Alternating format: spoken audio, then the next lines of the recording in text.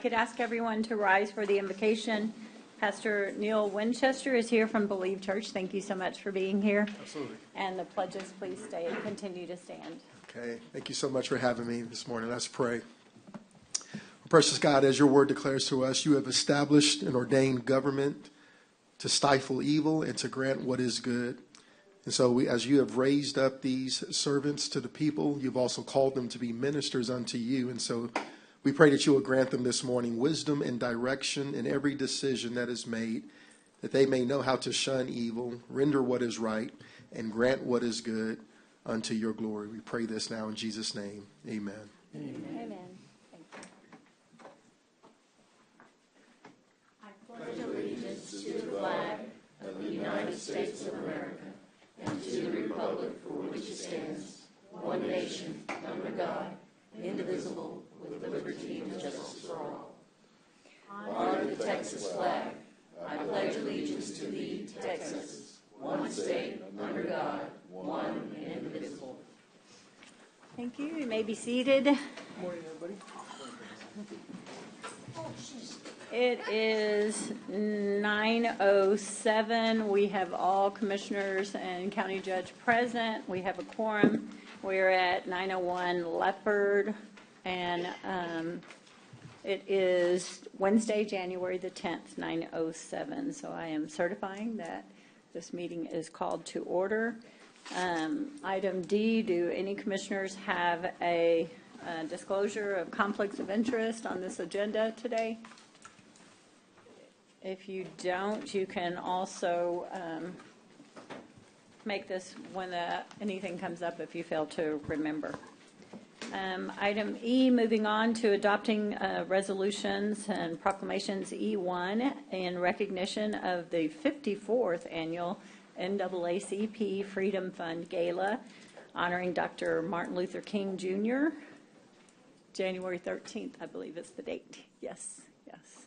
Whereas the National Association for the Advancement of Colored People, NAACP, is a civil rights organization that was established in 1909.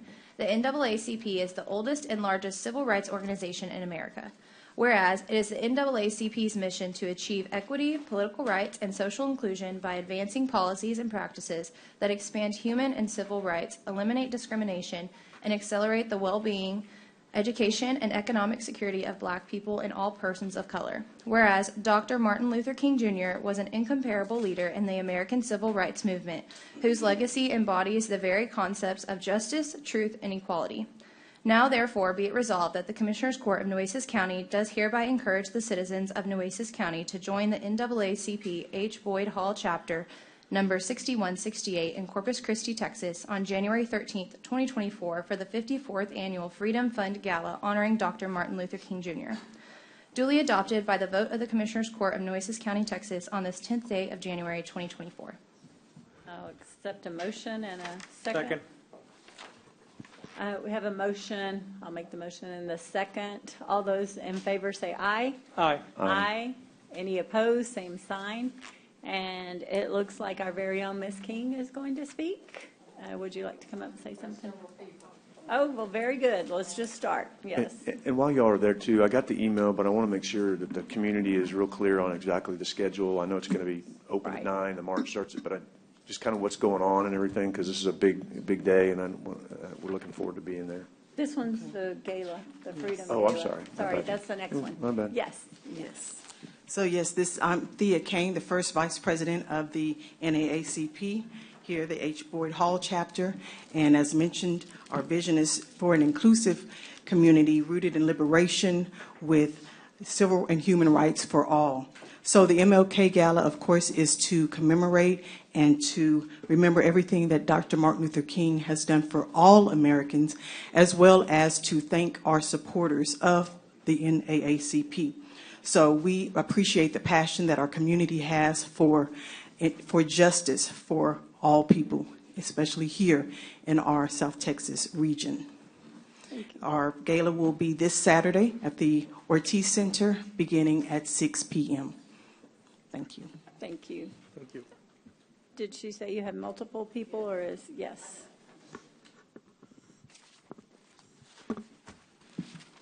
Good morning, y'all. I'm the second vice president of the NAACP, East Board Hall 6168, and we thank Commissioners Court for honoring our gala. It's going to be a big event. I believe we either close to selling out or sold out. So we appreciate y'all honoring us, and we're going to continue to do the justice for our local community, and hopefully one day we'll put Corpus Christi on the map. Thank you all. Thank you. Anyone else, or is that, that's all?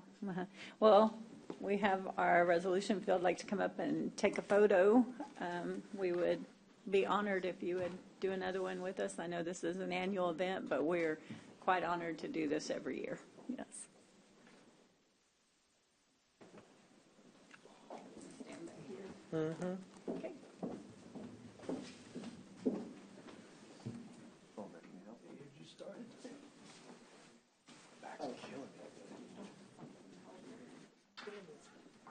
Come on in there. Commissioner, how are you? How are you, sir?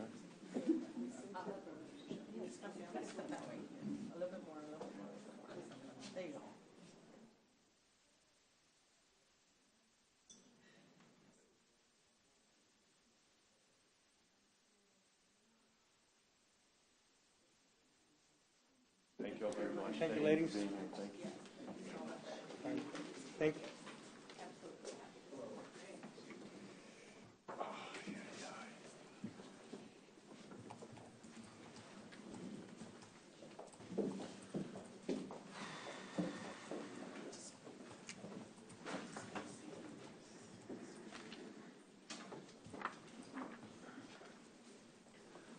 And then moving on to item number 2, in recognition of the 2024 Martin Luther King Jr. celebration and commemorative march, January 15th. And we are so very thrilled that you all are coming back to the courthouse. This was something we were honored to have. We are happy to have you coming back here. So thank you very much for doing that. We want to have it every year. Coming back here and staying Every year. here. Yes. Yeah. Okay, let's, yeah, please, thank you. We understand Yeah, that. okay. Don't take that one away from us again, please. Okay. Go ahead. Whereas each year in the month of January, the Corpus Christi alumni chapter of Delta Sigma Theta Sorority Incorporated comes together to commemorate the life and legacy of Dr. Martin Luther King Jr. And because this celebration march reminds us of our interdependence and reaffirms Delta Sigma Theta Sorority's commitment to the betterment of our communities throughout civility and service. And whereas Dr. King was quoted as saying, "The function of education is to teach and to think intensively and to think critically. Intelligence plus character. That is the goal of true education." And because of the women of Delta Sigma Theta sorority want to use their collective strength to promote academic excellence, provide scholarships, offer support to the underserved, educate and stimulate participation in the establishment of positive public policy, highlights issues, and provide solutions for problems in their communities. Whereas Delta Sigma Theta Sorority Incorporated, the Corpus Christi alumni chapter, will be organizing the 2024 Martin Luther King Jr. Holiday Celebration and Commemorative March with the theme of "It Starts With Me, Shifting the Cultural Climate" on January 15th, 2024. Now, therefore, be it resolved that the Commissioners Court of Nueces County hereby declares that January 15th, 2024, as the Martin Luther King Jr. Holiday Celebration and Commemorative March, and further encourages the citizens of Nueces County to join the Corpus Christi alumni chapter of Delta Sigma Theta Sorority, Inc. on this spectacular occasion, duly adopted by the vote of Commissioners Court in Nueces County, Texas, on this 10th day of January, 2024. We have a motion. We have a motion, a second. Second. A second. All those in favor say aye. Aye. Aye. Any opposed?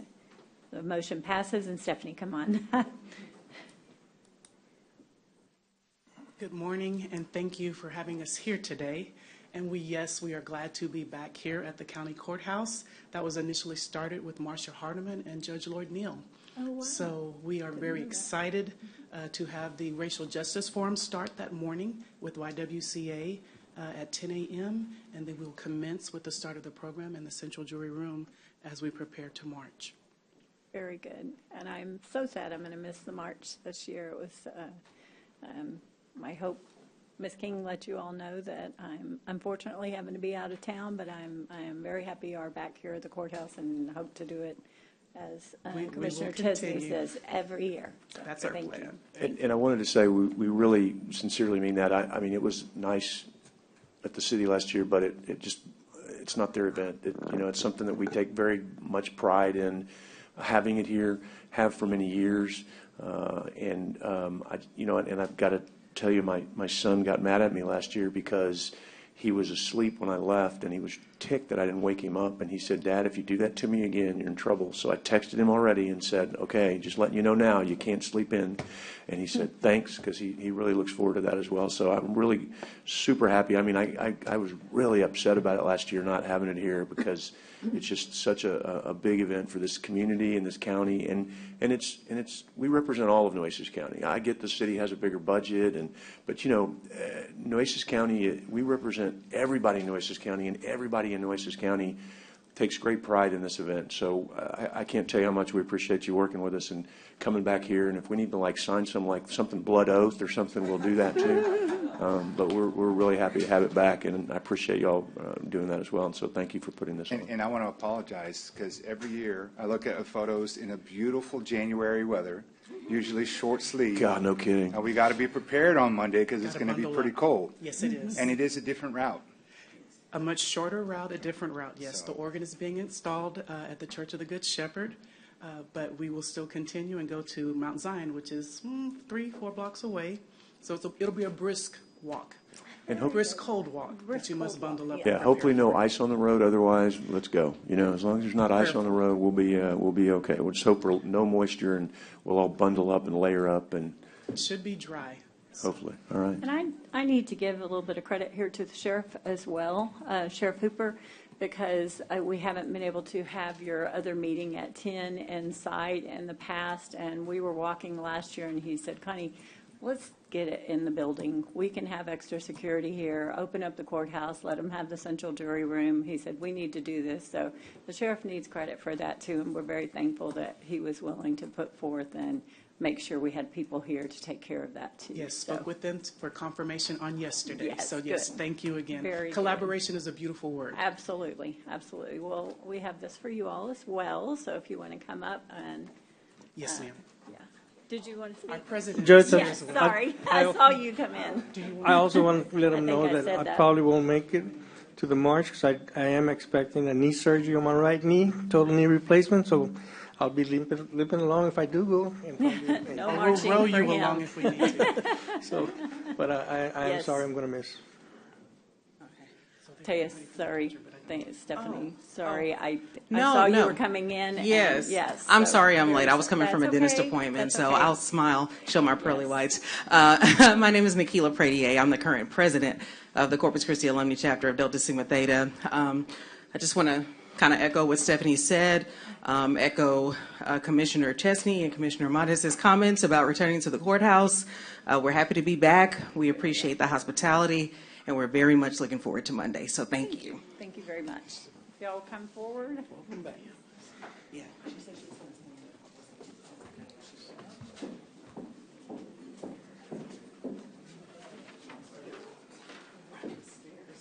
Good morning. Glad you made it. Hey, we're going to get it written. There you go. That's like a blood oath. Yeah. And they can, yeah. Right on. Yeah, right. Oh, Jack, you got to move over. I'm blocking you. You need to move to the right, Jack. This way? I'll stand on my tiptoes. All right, here we go. 1, 2, 3. Thank you. Thank you.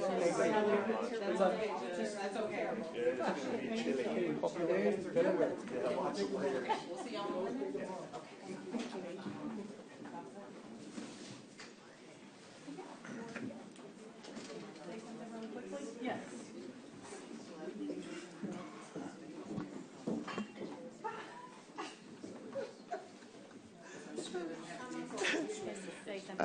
Judge Scott and to the commissioners, I just want to echo the information and the invitation about our racial forum that will be happening at 10:30 on Monday. I'm just kind of giving a shout out and an invite to everyone. In our times now, we are having lots of racial issues. And so coming together to try to put together some type of response to what has been going on in the last few years is so, so important. And it is a racial injustice forum. And so we would like to invite everyone who can spare a moment to come. We have some great speakers that are going to be involved in our forum. And so I just want to encourage everyone that now that we need to come together as a nation, come together as a state, and more importantly here, come together as a community to try to help solve our problems rather than exacerbate them. So thank you very much. Perfect. Thank you. Thank you. You don't mind if we sneak out, right? No, please. Thank you. It's not sneaking when you tell people. Well, we just have some other. I understand. Thank you, ma'am. I thought we'd already done it from the previous one. Okay. Okay, then do I have the public comment? Yes. Okay. Judge Benavides, if you want to start, I know you're probably busy and need somewhere to go, so I'll start with you. Yes, thank you.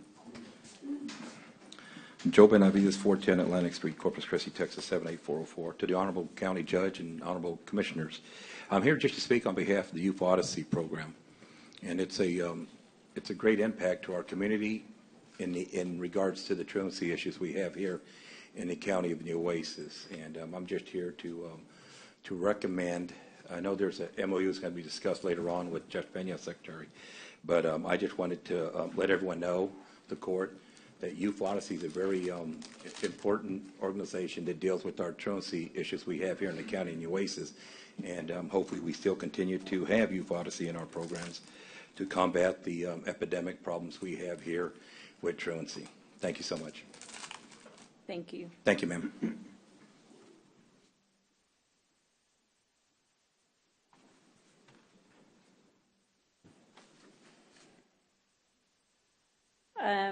Hal George.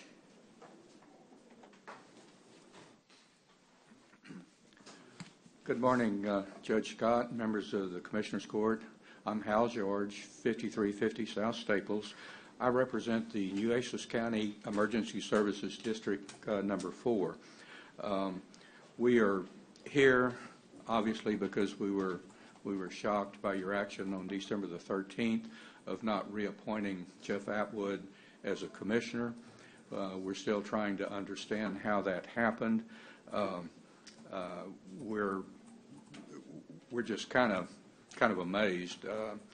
Mr. Atwood will speak a little bit later and tell you about his credentials, but he's been involved in firefighting for 41 years. He started when he was 16 years old. He spent 17 years on the board of our district. He's been on the board of other districts. I understand from looking at the video of the meeting, there was a question about whether he was attending board meetings. The facts are, and I believe Mr. Garza has sent you an email, Mr. Atwood missed 5 meetings out of 25 in his last term. 5 out of 25. 4 of those were because of surgery and recovery from that surgery. One of them was during COVID, which is pretty understandable. We believe that he brings a great deal of experience. I've represented governmental bodies since 1971, and I understand the need for a fresh look at things, but I also understand you need historical perspective. You need the memory of somebody that's been around, and that's what we're missing with Mr. Atwood gone. Now, as I indicated to you, my background is in city government, basically. I still represent some cities. I also represent 3 or 4 ESDs. when I represent cities, and I say that because I do not represent counties, and I don't recall that I've ever represented any county except maybe once in a condemnation case. So I don't know if your rules are the same as our rules, but in city government, when something happens that you look at and you say that was something we would like to reverse, at the very next meeting, you can do a motion to reconsider. I understand from your agenda how you feel compelled not to address anything. I think you could address a coming agenda item at your next meeting, make a motion to reconsider, a second to have it on the next agenda and reconsider your appointment. Be glad to take any questions if you have any. Thank you, sir. And in public comment, we can't do questions or answer. I understand. Yeah, okay. I understand. So we don't want to act like we're being rude, but no, we can't.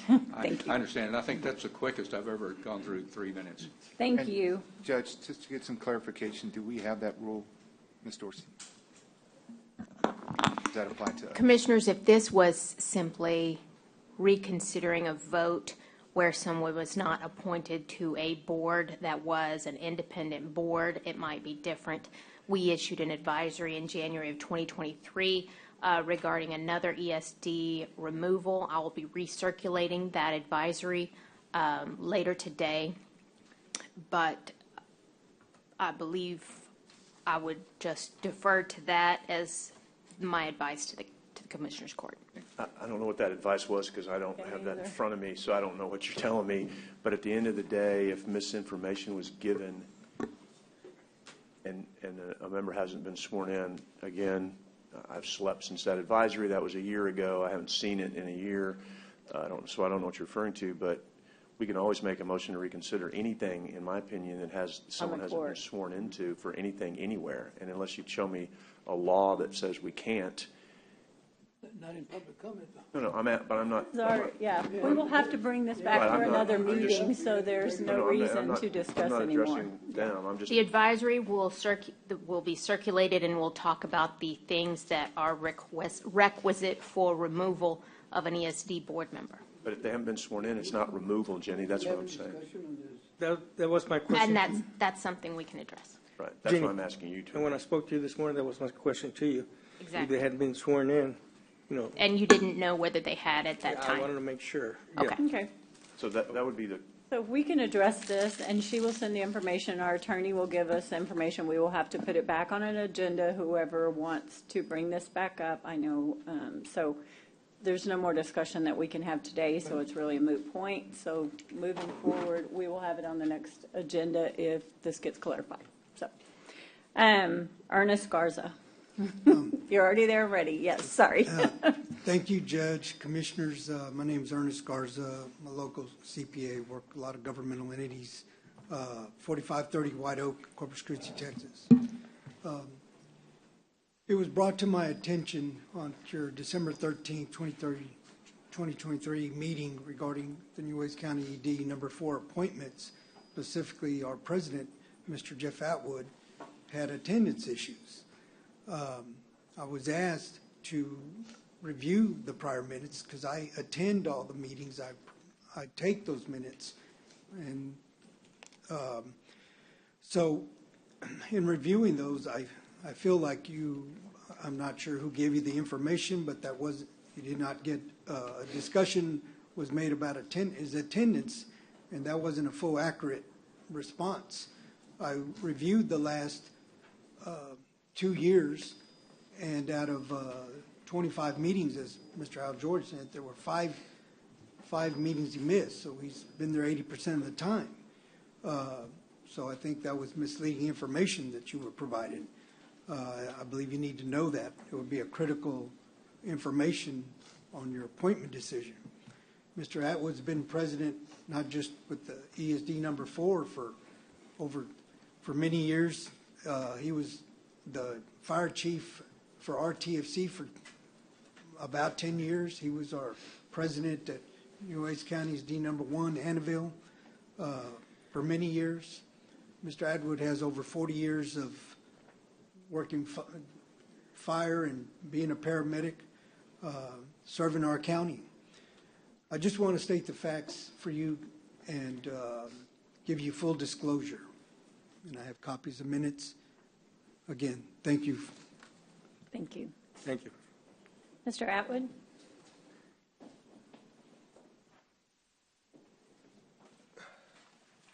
Thank you for the opportunity to come up and speak with you all this morning. My name is Jeff Atwood. I live at 5888 Hidden Valley Loop. I'm here to talk about my reappointment to Nueces County ESD number 4 in regard to your December 13th, 2023 regular board meeting. I'd like to talk to you about my experience first. I started volunteering when I was 16 years old in 1984 with the Annville Volunteer Fire Department. I have over 10 years experience as a volunteer fireman with Annville. I was appointed to Nueces County ESD number 1 Board of Commissioners and served on that board for over 12 years.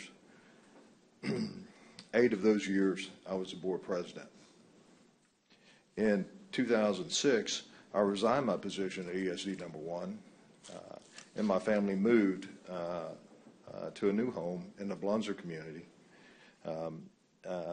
Not long after I was in our new home, I was approached by some folks in the community and was asked if I would submit an application to be a part of the Nueces County ESD number 4.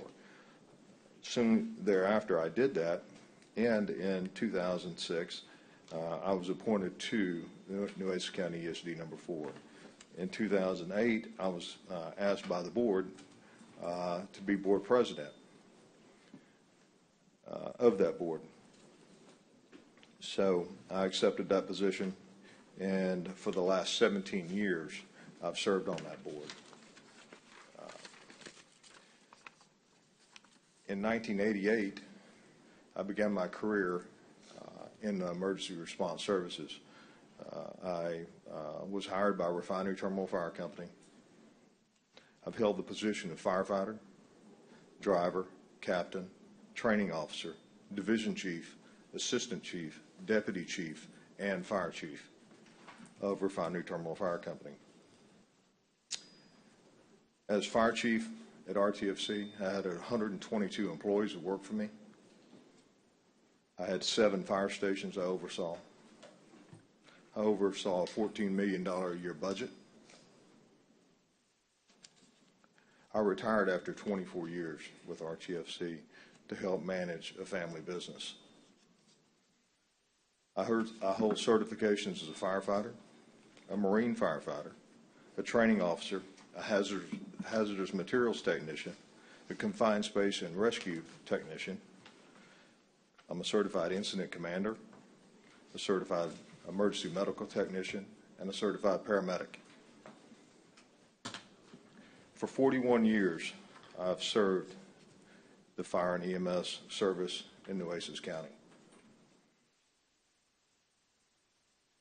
I've tried to take the skills and knowledge that God has given me and help the community that I live in. This court was misinformed and misled. Do I need to stop? You need to wrap it up. Okay. This court was misled and misinformed in your December 13th meeting. I asked the court to reconsider the decision not to reappoint me to Nueces County ESD number 4. Thank you. Thank you. Thanks. Paul Swetzel? Swedish. I'm Paul Swedish, 5481 Sunrise Trail. I am a commissioner with Chief Atwood, or Jeff Atwood, out there at ESD number 4. I'm here to talk about his qualifications and what he's done for the organizations since we started out there. Him and I were appointed about 17 years ago together, and what we walked into and where we're at today are leaps and bounds. But we're not done yet. And the problem that we have out there right now is we're making changes. We want to grow. We want to develop. And there's people that are out there that don't like change, don't want to change. Well, we're moving forward. We have to move forward. That area is growing a tremendous amount out there. And so Jeff Atwood, keep calling him Chief Atwood because I worked with him at RTSC for 34 years. But anyway, we need that type of leadership out there. I know that, change is good, but also the experience that he brings in the fire service and in the EMS service. That's what we're out there for. So please reappoint or, consider reappointing him to the board. We need that. He's been president majority of the time out there and has pushed the department forward. A lot of us still have full-time jobs. We don't have the time necessary to put 100% into it. He puts 100% into it. He has that ability working for the family business. He has a little bit more flexibility. Some of us still have a full-time job, so it's difficult to make. I was in the same boat. I missed 5 meetings out of the last 25, but I have to take time off of work to do that. It's a volunteer basis. So please reconsider reappointing him to the board. He does a great job. He has done a fantastic job over the last 17 years. Thank you. Thank you. Chief Clack? Hello, Commissioners and Judge. I'm just here to speak on behalf of Jeff Atwood. In 2001, I'm not sure it was the right decision, but he was our ESD board president for Nueces County ESD 1. And him and the rest of the board made the decision to hire me and bring me down here and take over this organization. And he helped us lead Nueces County ESD 1 to where it is today. And I think he's doing the same thing out there. He is cares about the community, and that's what he's here for. And sometimes that does cause issues, but he's in it for the community, and I support what he's done, and I hope y'all do too. Thank you. Thank you, sir. Excuse me, Judge. Mm-hmm. Yeah, I'm not going to talk about the what we're talking about Mr. Atwood. I just want to offer my apologies to Mr. Atwood and to the rest of the members. I had no knowledge of just from what I was told. Okay, and we do want to rectify this problem. I think this is public comment, and if we address this later, that will be the opportunity for that. So I am going to move on. Are there any other? I wanted to make a motion to reconsider. I don't know if I'll allow the. This is in public comment. It's not on the agenda. We will have to put it on the agenda for the next meeting. Yes. So we shouldn't be talking about all of this. So I'm sorry, I'm going to move forward, but we can put it on the next agenda. Can we get the attorney to say that, to say it? Yeah. Say it into the mic. In public comment, you can respond that you can put an item on the next agenda. You can make statements of fact, but a back and forth and a Does it need to be in a form of a motion then to put on the next agenda? Oh, I didn't know you could even do that in public comment. I'm asking. Yeah. I'm not saying. And I'm drafting an email now to put it on, I think we're all Hernandez You can simply put it on the next agenda. You don't have to make a Did we motion. not discuss this morning? We did, sir, and we're working on finding Well, the that's what I'm answer. saying. And I it mean- was unknown at that time whether the swearing in But what I'm has saying is, taken Jenny, place. it's in my precinct. I'm trying to correct the problem that was created. We will, Commissioner, probably the next meeting. At the next meeting. Well, that's We what have to bring it up. that's But what I'm we just waiting can't, for. but- An item. And again, I'm not trying to. Just too much I don't know how back else and to do forth, it, but I mean, and I would I say can- that we need to give direction at some point to not swear anybody in, because that's a problem. So I don't know how to Research address is this. ongoing on whether the swearing in is pivotal or not. So I don't have an answer for whether the swearing in makes a difference. Okay, so. But this will be discussed Commissioner at our Hernandez, next you're meeting. going to put it so- on the next agenda? Yes, I am. I've already been talking to the county attorney about it. Okay, So, it's a problem, and I want to correct it. is there anyone here who did not have the opportunity to speak in public comment that did not sign up? You can do so right now if you would just state your name and your address. There being none, we will move on with our agenda. Thank you. The consent agenda, do any commissioners have any items they wish to pull for this? I want to pull item K.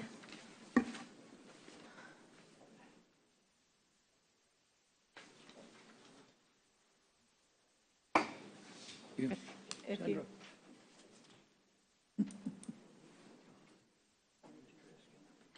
Oh, yeah, where is our trash can? Oh, moved out with the cleaning. Are there any items anybody wants to pull out of the consent agenda other than item K? Okay. I have a question to ask the attorney on K. If not, then I will accept a motion to pass the consent agenda excluding item K. I will make the motion. Let me clarify. Amendment on the Catholic Charities, the dollar amount. Oh, and there, so we need to pull the Catholic Charities. Which is H what? It will be H. H4. H4. So just pull H4. And you said K, Judge? Yes. Okay. H4 and K. So I'll accept a motion to pass the consent agenda excluding item K and H4. I make that motion, Judge. Second. We have a motion and a second. All those in favor say aye. Aye. Any opposed, same sign. The motion passes. Moving to H4, there was just a discrepancy. There was a typo. It should be $900 for Commissioner Precinct 2. Modest, yes. It should be $900. 3, sorry. And it has 500, so just want to correct that number and accept a motion to pass that. We have a motion and a second. All those in favor say aye. Aye. Aye. Any opposed? The same sign. Jag and Modest. But what was he saying? What was the motion? Oh, to correct the amount from 500 to 900, there was a typo on the contribution amount, the level, From Precinct 3. Precinct 3. Okay. And then on item K, I received a note that we had to post. We posted that when we did it originally. We have to repost it again? Judge, I believe that if I could ask the court to hold for a moment and give us a moment to communicate with the clerk on that. We It may asked be that before we we could put do- it on there, and it was since in the discussion, and we looked at the video, Commissioner Chesney said, just give it the next number, and so we just moved. It had already been posted, it had already been put out in Exactly. the paper, so we were told no, that you didn't have to, that it was a simple, just to assign the number, the 129. The only part to establish now is that you need to pick a date by which notice can be sent to the affected voters. We've made that question to Ms. Sands, and I'm just waiting on a response. It's not the February date, but if she could do it by a January 12th, a January 13th, then it couldn't take, then it, she just needs to send them notice. I thought Kevin needed it done immediately. That's why we're putting this back on to clarify, Yeah. because I thought this was all done. I don't know why we're doing it again. So what, Ben was behind on his notification, and that's the reason it was brought to our attention. We had to have the number assigned. yeah, I thought we did all this months ago, and this should have been taken care of. So I don't really know why we're doing it again. But Well, what I'll if- make whatever motion you want me to make contingent upon whatever you want to make it so that we don't have to come back again and do it again. I would just ask that you hold until we find out a date by which the clerk can send out notice to affected voters, which should be shortly in January, as far as what she can factually do. Can we just not say can we not just pass this based on whatever that date is that you and the county clerk agree to so that we can put this to bed? Because, again, I thought this was done, so. That sounds adequate, Commissioner, and then probably by the end of the day, we could come back and announce what date Just that is so on we the don't record. forget or whatever. So my motion would be that we ratify the order. Commissioner, I'm sorry, just a quick That's okay. interjection. I just got word from Kara that the county clerk's office doesn't send the notice to the voters. Kevin does. She That's just why. sends it to the Right. Secretary of State. Yeah. So I can make that inquiry with Kevin Kieschnick Right, right and now. he's ready to go. He's told you, Judge, He's right? done- He's ready to he- go. So I would He say had to sign an emergency. a motion to ratify an order that we already did before regarding specifically division of voting precinct 8 into voting precincts 8 and 129 in compliance with the Texas Election Code. Again, regarding reviewing precincts for compliance, and that the notification can be subject to the agreement between the county attorney and the tax assessor collector. I'll second that motion.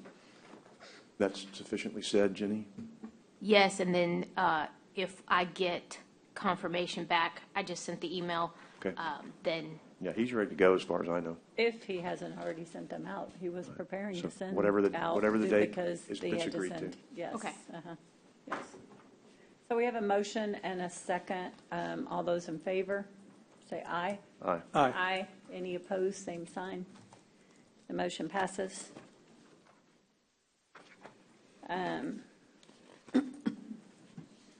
Moving on to our regular agenda. Item A1, receive updates, if any, regarding the Bob Paul Pier project and all matters. Judge, just real quickly, sorry, it's not to the page. In the, what I've asked for the court and for the public is that, although I don't see it, it was emailed to everybody. I've asked for Scott Harris to provide, did everybody get the email that was sent around? Emily emailed it to everyone. Yeah, it was not very long. Right. Yeah, it's not in my book for some reason, but I've seen it. And basically, I've asked him to give us an update to put in the agenda for every meeting so that you as a court and the public knows what the progress is. And Judge, I was going to read that, but I don't have it. Can I? Sorry. Thank you. So if I can just read that. We may also suggest that these updates, if you're going to do this all the time, they get here a little bit quickly so we can post them also with the agenda item for it if it's just going to be an update like this half pager. Yeah, I thought it was. Maybe he didn't get it on time to you, but anyway, that we definitely will, and he knows now to do it. This was the first one. Yeah, that's absolutely, because I got a couple of last-minute things too that I get it. The project update is very, very small, and I want to read that.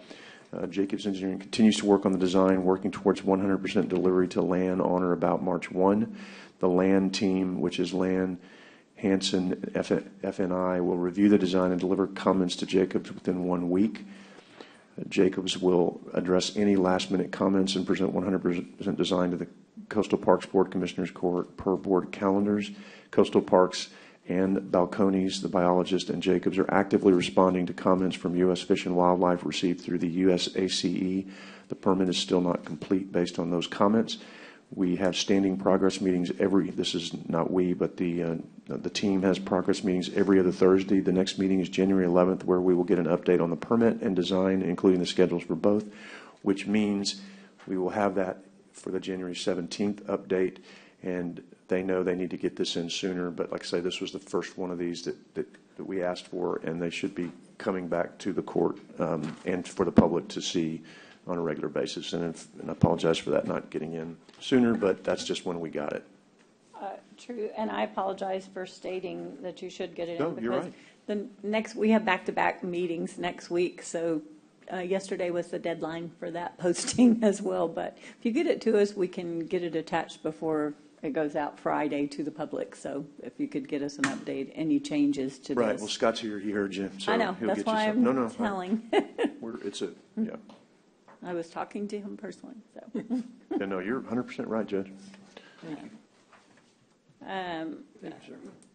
Does anyone have any questions or want to talk to him? I know this is just an update, so if we all have it, are we good to go? Anybody have any questions for So them? 1 and 2 are the same thing, or what? No, number 2 is coming up, and Scott Cross, you are here. Moving on then to item number 2, discuss and consider the award and execution of engineering services contract with LAN, and I will turn it over to you. This is for the Restore grant, the $7.5 million grant we got. So this is the engineering for that. We RFQ'd that, scored it, brought that to you, made the recommendation. Now we're bringing the actual contract back to you for approval so we can get notice to proceed and start working. And again, this is all grant funded, Yeah. including these engineering services. Yep, So no cost to the county. Right, yeah. So, and it was a $7 million 7.5 grant. And again, these are all paid for by the grant, no request by the county. So I would move passage of this, please. Motion to award and execute this contract. So we have a motion and a second. All those. Just real quickly, just again, tell the public and the court what you're going to be doing with this. Remind, because this is a big deal, Okay, $7.5 million, and I just want to not blow through it super fast, but kind of quick. Okay, so it's been a long process, Commissioner. I know you know that. Some of you other commissioners have been working on this for a very long time, 6, 7 years, since we got the award to get to this point. But we're going to be making improvements to both IB McGee and Padre Bayou Park with this funds. That's enhanced recreational vehicle sites, tent camping sites, restrooms, showers, facilities, public facilities, stuff like that. The bad thing about this is that when this budget was established, when I wrote this thing 7 or 8 years ago, we know that money's not going to go as far as it would. Right. So we'll work with the engineer. Scott Harris is here if you want to get any questions, and Michael. And what we'll do is we'll take a base bid item, and then we'll do additive alternates. That way we can kind of a la carte and pick what we can afford with the budget we have. And so that's just the way we're going to have to go about it because things cost so much more nowadays. Okay, thank you, Judge. Well, we have a motion and a second. All those in favor say aye. Aye. Aye. Any opposed, same sign. The motion passes. Thank you. Item number 3, discuss and consider granting electrical utility easement and right-of-way across the county-owned property near East Cotter Avenue to AEP. And that's you too, sorry. Yes, ma'am. Yes, ma'am. I'm waiting. I didn't was want to like, interrupt. go ahead, Scott. Okay, so evidently, I didn't even know we had this property. Georgia Neblet's the one that brought it to my attention. It's a 1.3 acre in-holding that's behind IB McGee Park. It's not contiguous with us. And so the way I understand it from her, under Judge Shamsi, they got that property at one point thinking they were going to build a museum for the World War II gun mounts over there, but it's always been there. So as they're building these dorms, they need utility easements to get over to where they're building those cottages and dorms. And this is an AEP easement. It's a standard request. We do these. Okay. I'll second. Or go ahead, Chesney, second. Motion and a second. All those in favor say aye. Aye. Aye. Any opposed, same sign. Thank you. Thank you very Judge, much. hold on. Scott, hold on. Go ahead. I need to go back. I apologize. I had a question that I need to ask back on 2. What are we doing on project management? I don't, are we dividing it? We're not putting it all under one, right? No, we do have another sub for project management. And who is that? We're going to use Scott Mears. Okay, that's what I needed to know. And so the number Is there for all of them?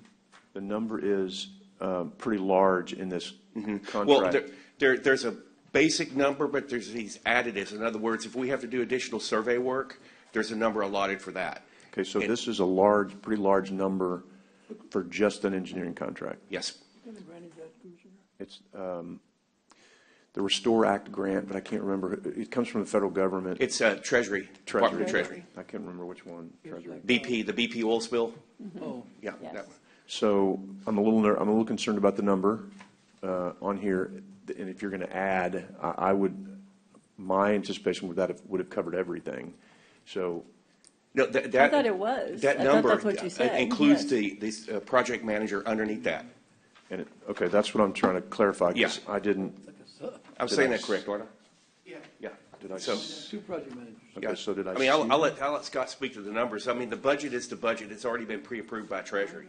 No, but I'm just saying, I thought that would include everything that would be needed, not, because you're saying additives, surveying everything. Oh, no, I'm talking about construction additives, not when we actually go to construct stuff. Because if I'm going to Prices. build so many linear feet of walking trails, well, I may not be able to build that many linear feet now that the price points have changed since the budget was established, with the cost of materials and construction going up. Okay, so the additives do not, because that would have been my request, is to put Mears in on this. It sounds like you've already got it, and he's going to be a subcontractor of this contract, and there's not going to be more for him. That's going to come out of this number. No. That's what I'm asking. Yeah, everything else goes outside of the engineering dollar.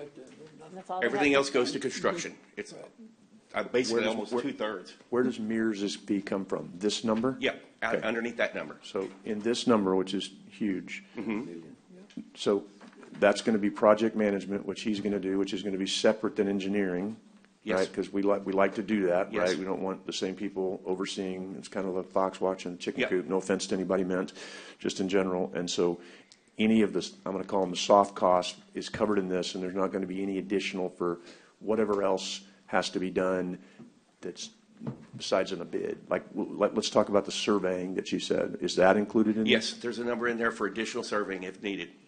Okay, so Under all that. the soft, I just want to get this on record. All the soft costs are in here, and they're all going to be subcontractors of land, Yes. right? Saying that correctly, right? Correct. And then the construction budget will be, obviously from the rest of the 7.5 million. Correct. The construction budget is 6 point something million. I can't remember right off the top of my head, but, that's where I was talking about additives, alternate additives, because we may not be able to build everything we said we were going to build when we originally did this budget, because the budget was done 7-8 years ago. Okay. No, I get that. I just want to make sure that there's no additional soft costs coming, because we've had that happen before. So we put that clearly on the record, and all the engineering, all the project management, all the surveying, everything up to construction is in this, and there'll be no more.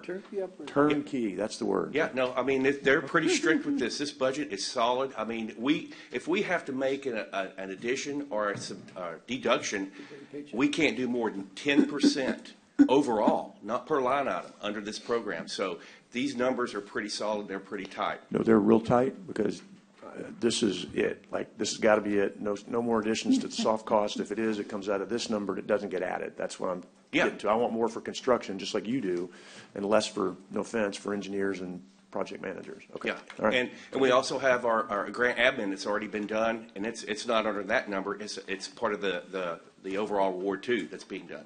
GrantWorks is doing the grant admin on this. Okay. So. No, wait. All right, hold on. Is that in here too? No, that's already been awarded. You already awarded that. That's a separate number. From the Restore Act? It's a done Yep. deal. So they, and what was that number? Commissioner, I think it was, gosh, it was about I want to say 190 something. 190,000? Yep. Okay. And that's based on what? What did that come out, like on a percentage? Was it a percentage? Yeah, Was that's it the way they do it.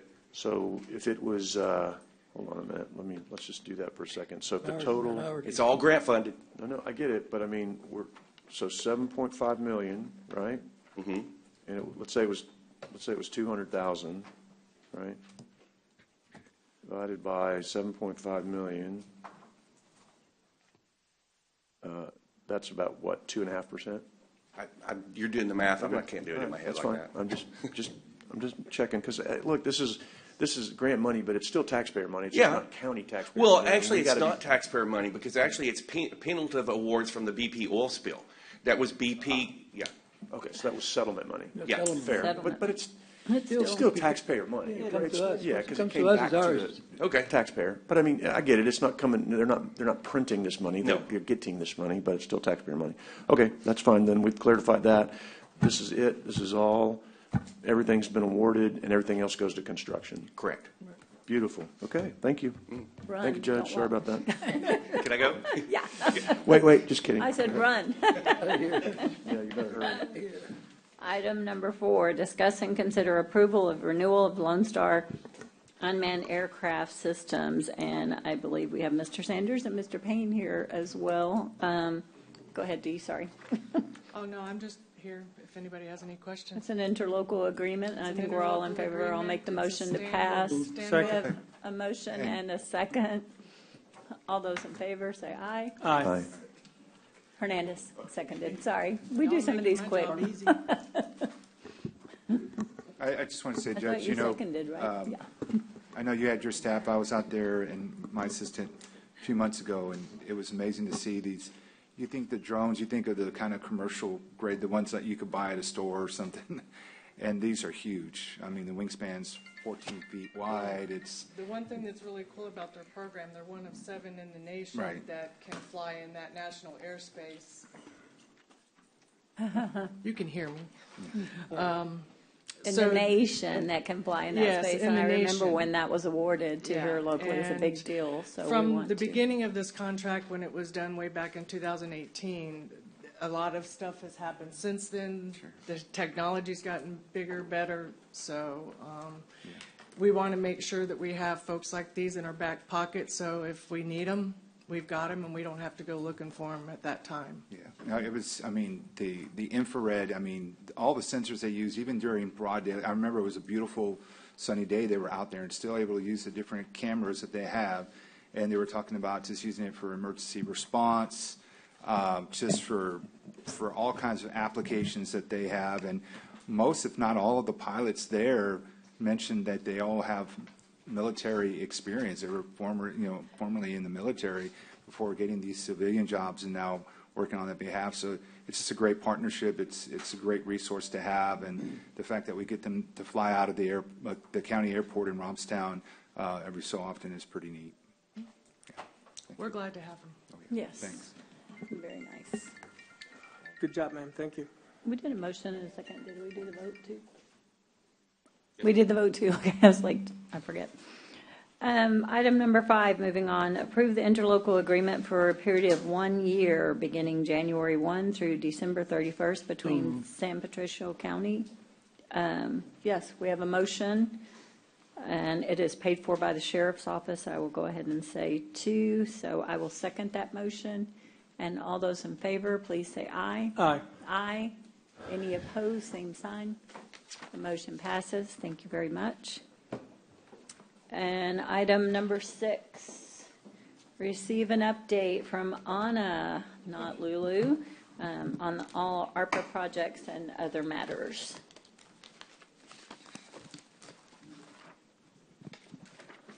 Good morning. Good morning. How are you? Doing good. And basically, the attachment was kind of a revise that we've been showing this past few updates, where it shows the allocated, unallocated, reallocated amounts.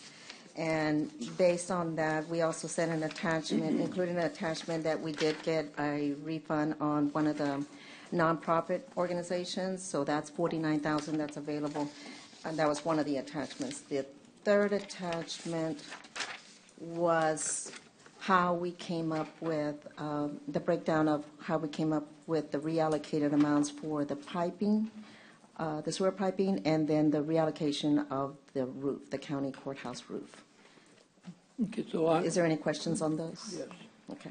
Okay, so what I get from this report on the whole amount that was unallocated, that we're going to reallocate probably to the roof and the piping. It's $8,400,421, right? At So- that, So At that date.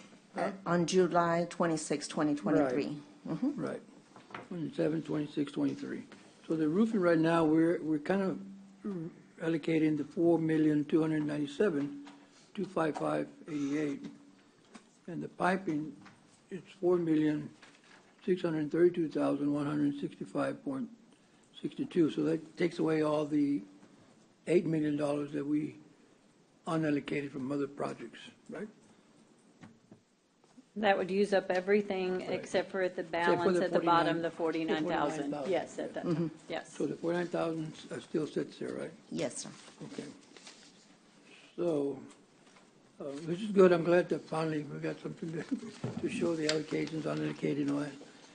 The 49,000, of course, we know we still have the jail roof that we need to probably need some money, at least $550,000 for the jail roof. Oh, You know. okay. And I guess when one comes, I'm going to probably, I think he's going to work it out in a different area as far as like a maintenance area that he's going to try to, so we can cover this thing out too. But right now, if any other monies come up, we still can use those monies for the jail roof, right? Any monies come in for whatever reason. If we're unallocating, as long as they're allocated by December 31st, 2024. December 31st. Yes, sir. That's the final allocation. Yeah, they become unallocated or become, leftover, right? Leftovers. Leftover if jobs are completed, yes. Okay. All right, so that's good. I really appreciate this report. Appreciate that. So, Probably answer most of my questions. yeah, so are we going to go over this? This is a different one? all this? Because I'm like super, or is this just a, I'm still trying, have we gotten a report back on what we think we need for the roof yet? I mean, I know we got all this back That's up. going to be on it has it's a different, separate item on the agenda. The roof thing, that's going on the next, Juan's coming to talk about that, and Govan will be here too. I'm just going Next over meeting? No, here. Today? Today. Okay, because yes. I know we have all this backup, I'm just trying to figure Yeah. out. And has the consultant looked at that we hired, Texas State Roofing? No, they haven't responded. He hasn't responded at all. But we'll talk about that when we get to Okay. that agenda item. Okay. Yeah. Okay. Getting everything This is convoluted. roughly the numbers we have, and, you know, We were basically on this just showing where the money came for that was allocated to the sewer pipes and where the money came from that was allocated to the roof project. The roof project meant our roofs here, the courthouse and the jail, whatever. But this was all the money that we had for it, and we haven't gone out for bids or the other assessment. Then we have another project. We have potential funds that is going to be for another item when we were looking at funding sources for Grant Works and their contracts. So these are all three separate things that are Yes. very confusing when you try to do them all as one. So let's keep them, this is what we're doing right now. You asked for how that money, breakdown. a breakdown, how it came about, and that's what this is, so. More specifically. Yes. And other than that, right now in our breakdown, the only unallocated funds we have is the 49,000 that got returned. 49,000 that Yes. returned. Yes. Correct. Thank you. Thank you. you know, again, Judge, I think that, well, I don't know, I'll bring it up under audit. Yeah, report. under the other thing, Oh, okay. let's keep it on that item Okay, we're on the good. agenda. Thank you.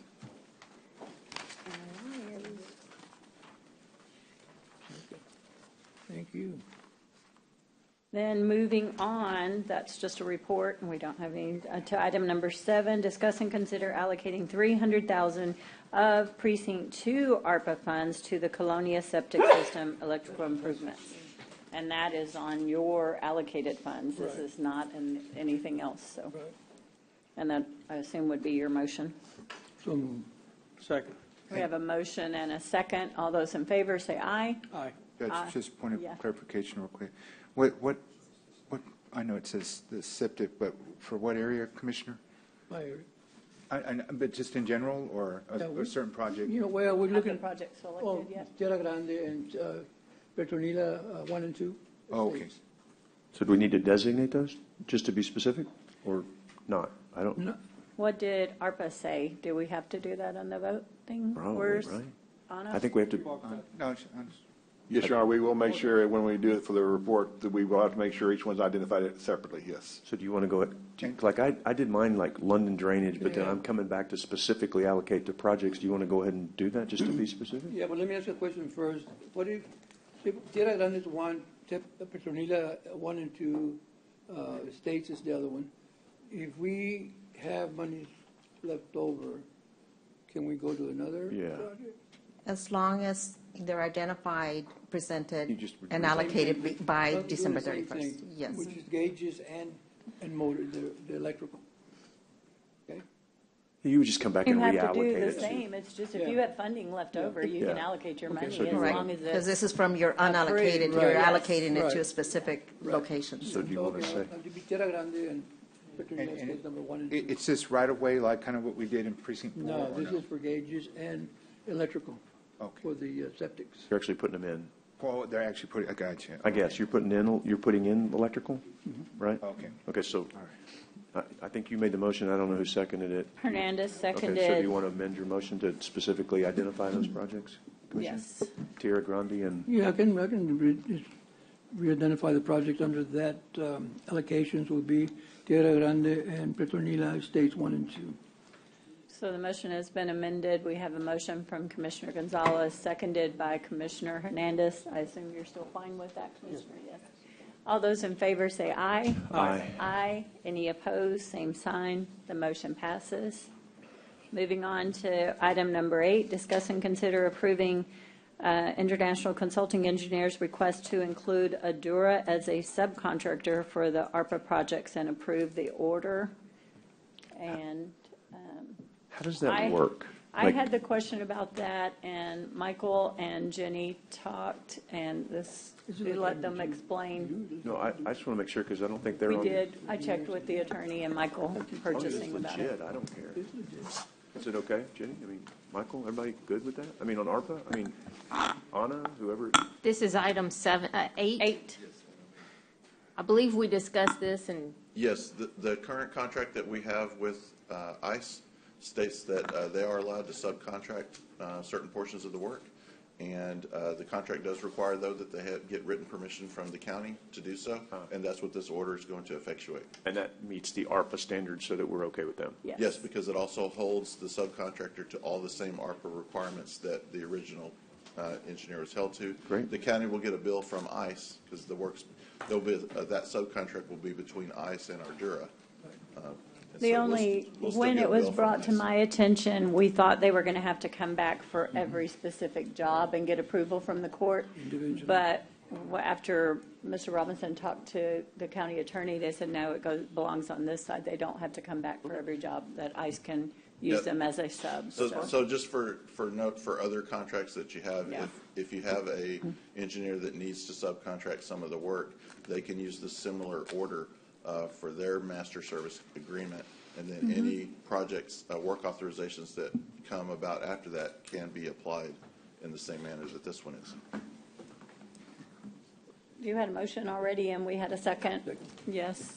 Did we have, well, I'll accept a motion. Thank you. I couldn't remember if we've already. Second. We have a motion and a second to approve. All those in favor say aye. Aye. Aye. Any opposed, same sign.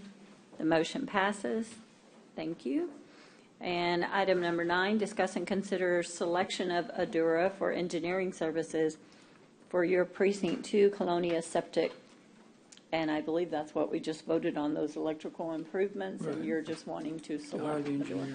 Wait, Out so. of my funds. But, right, but wouldn't we then, because Ardura's not on the approved list, wouldn't we have to hire ICE and subcontract? Or how? No, this project comes from the CDBG, Oh, it's not coming from ARPA money, yes. but I'm using my monies. Yes. No, Hire the engineer, right? Yeah, I got you. So this isn't ARPA. My apologies. And we moved those Capital monies, outlay. those monies from the CDBG I had to pay for this project. Fair, second, I'll second his motion, Judge. I misunderstood. We have a motion and a second. All those in favor say aye. Aye. Aye. Any opposed, same sign. Motion passes.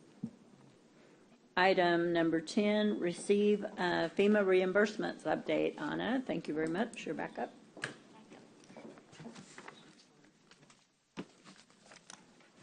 I apologize. I didn't attach the items, but I do have some. Do you have some something to paperwork. pass out? Is this the point, Judge, where you say, please get this timely in so that Yes, we can? Okay, good. yes. I'll just- Please. Shame on you. So you're just not picking on me today? You. Yeah. You should know better. I know. That's fair. I thought we got it in, but we didn't. That's on me.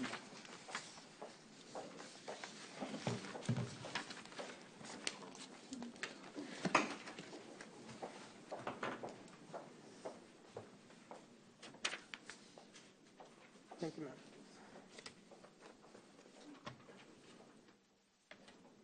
Okay, you want to explain your attachment? Yeah, 'cause I don't understand.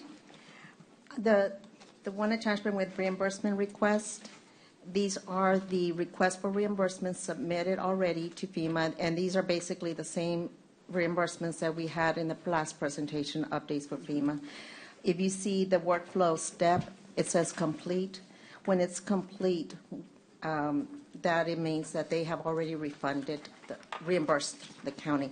With this particular, the COVID-19, it was actually upfront money up to $2 million on this one. It's complete where I don't see the. On- Oh, yes, yes. On- Workflow yeah, step. Yes. Got it.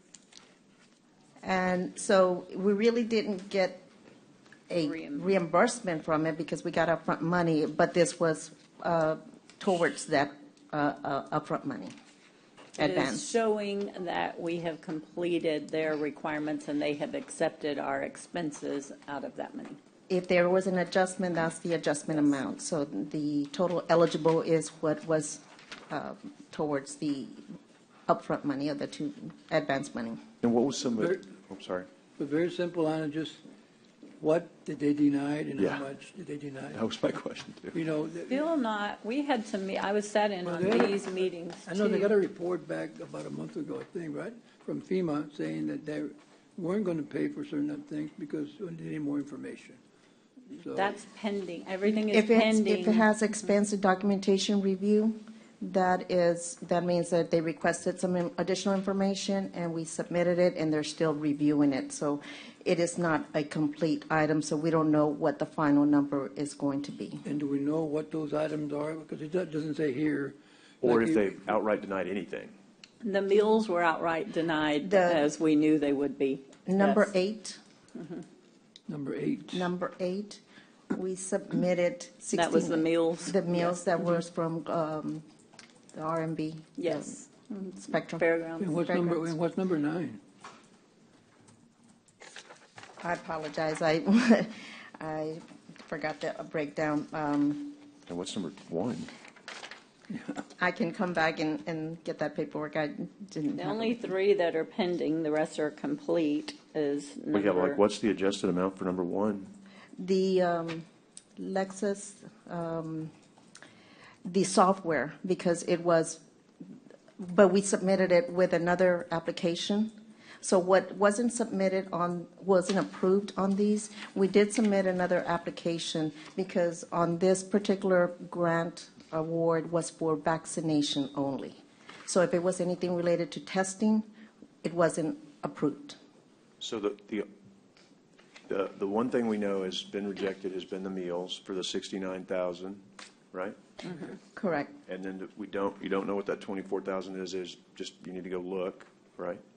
Is that what And you're it's saying? not final yet. That one's not final. No, The that only- 24,000. The only final is the 69,000 in meals? Correct.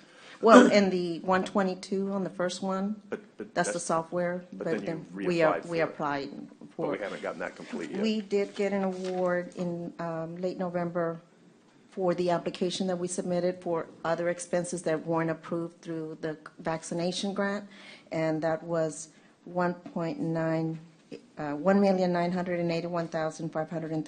$1,981,531.76. So now those, we have to submit requests for reimbursements. We have to attach the invoices with the backup documentation of proof of payment and Wait, what? go back again.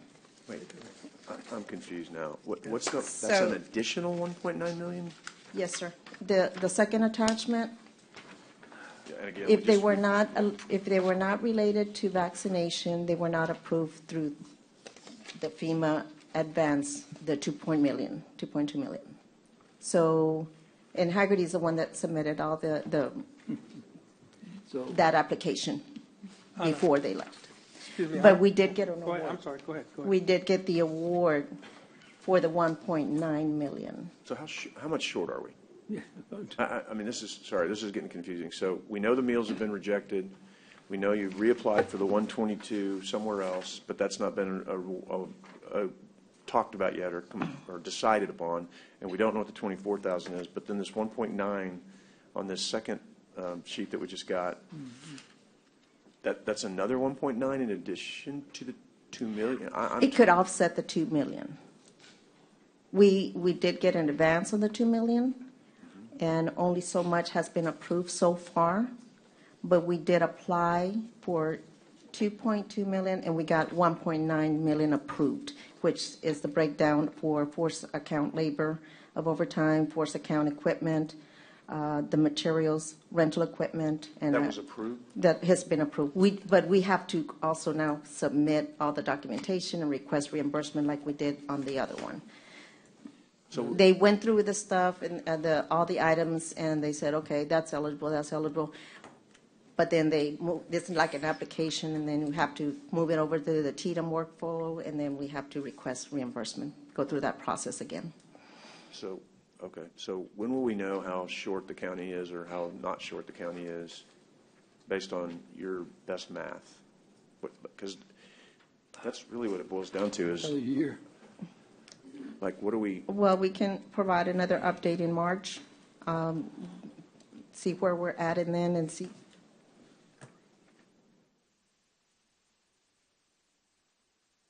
This is vaccination, COVID. Was the 1.9 an advance also? It was That's just why we something- have to yes, request. Yes, So are okay. We have talking to about provide all the 2 documentation. million plus 1.9 million? Yes. Or 2 million Yes. We got- including the 1.9 million? No, we have an advance of 2 4 million. million, so That it's was 4 in the million. bank. That is in our account. So we're talking there's 4 million of expenses we're trying to get reimbursed, 2 million that we got up front and another 2 million? Is that fair, or am I understanding this wrong? Well, the 2 million was an estimate that we would have that expense, but that some, again. the 2 million that we received and advanced uh-huh. on was only for vaccination. So this is Right. what we told them, that this is what we're going to spend, but we have not spent 2 million towards vaccinations. The initial one We have taken spent was 2 2 million. they gave us Anna, upfront. excuse me, but we have spent the 2 million, right? Yes. We just don't know It's where. not towards vaccination, it could be testing. Yeah, but I mean, that's what I'm saying. Mm-hmm. We just don't know where the money went to, really. You know, it'll take you a while, or take them a while to tell us how the money was actually spent, except for the monies that went to vaccination that they approved, right? Some of the receipts were turned in and they were not eligible expenses. And I think those then same receipts will be turned in against this grant that possibly is eligible expenses. If the receipt was submitted under vaccinations, but it was stated as testing, it's still COVID, but it was testing, then they said, they rejected it. So we submitted as an application for all other expenses related to COVID-19 for them to review. Now, every expense still has to be reviewed and approved by them, and some will get rejected and some won't. I mean, it depends on what kind of backup documentation and proof they want to see, and we may or may not have. And when all this is over and done with, will you give us Yes. a list of what was rejected and why? Yes, And sir. how much? Yes, sir. I'll bring more detail, I'm sorry. Okay. And through all of my meetings and conversations with other emergency managements and stuff, this is common in emergencies. It can sometimes take years to get all of this done. I know I want it now. I want it black and white. This was approved. This was not. This is what we have. This is what we owe. But it isn't that simple. From what I have heard from every other organization, this is the process, and it is a long process. FEMA is a very long, drawn-out process. As we saw one time we had Hurricane Ike back in many years ago. It took us 15 years to finally get it resolved. So It's taken us 4 or 5 years sometimes for other. For any other grant, things, yeah. yeah. But we should know, I mean, we should be able to tell or give us what, every quarter, what's been denied, what's been approved. Okay. You know. A simple report like that would be helpful. $2 million. A more breakdown of the. They gave us $2 million in advance. Mhm. We probably didn't ever use those $2 million totally, right? We did not. That's what happened, because we're supposed to use those $2 million before we ask for anything else. So how was the balance of those $2 million that we didn't use? Well, it's not that we didn't. I think we turned it in, but they're not approving. They only do vaccines on this $2 million. On this, the 2 million has to be related to Right, I vaccinations. understand. So we may have spent $2 million, but it wasn't all towards vaccinations. It could have gone Yes. to some food or something like that. Or testing, or, you know, Yes. yes. Okay. Thank you. Okay. And in March, bring back another I'll- report, maybe with Yes, something. I'll try to and do it on a quarterly basis I- with more yeah. detailed information. And I know y'all have worked with emergency management as well, Yes. and future emergencies. And a lot of this sometimes is documentation, and you're in an emergency, and if you don't have someone sitting there following the paper trail, this is how mistakes happen, this is how it costs the county. And I want to commend Dee, because I know she is going to be very hard-headed about that and needing those people in there in the documentation. But it's what the county needs. It's what we have to be reimbursed. And just to let you know, some of the, since it was during COVID, we were receiving a lot of the receipts by pictures or, Yes. you know, and they weren't legible. So some things like that will be rejected, you know, because there's not, the date isn't there. We cannot prove, you know, did we go through the process, you know, so that's, has to be very clear. And that's what emergency management is going to be attempting to have corrected for the, hopefully not another disaster. But And also, on this side, for us commissioners, when you have something in your area and you order something that you want or you demand something out there, you know, help helpful follow-up with keeping those receipts and turning them in, that's exactly what they have. Paper trail is everything. trail. The documentation is everything in this kind of stuff, so, yeah. And the quotes, you know, even though it's emergency, the attempt, did you call, show me that email or contact that you did attempt, and some of that we couldn't retrieve. Sometimes it's because the personnel is no longer with us and didn't provide it to somebody else, so we don't have it. March will be another update, thank you. Item number 11, discuss and consider the establishment of the Nueces County Health Unit pursuant to the Texas Health and Safety Code, Section 121.004. Approve that order and related matters. And I know the county attorney has been working on this quite extensively. And I think she has said we are ready to go on approving this. The start date would not be until April 1st, though.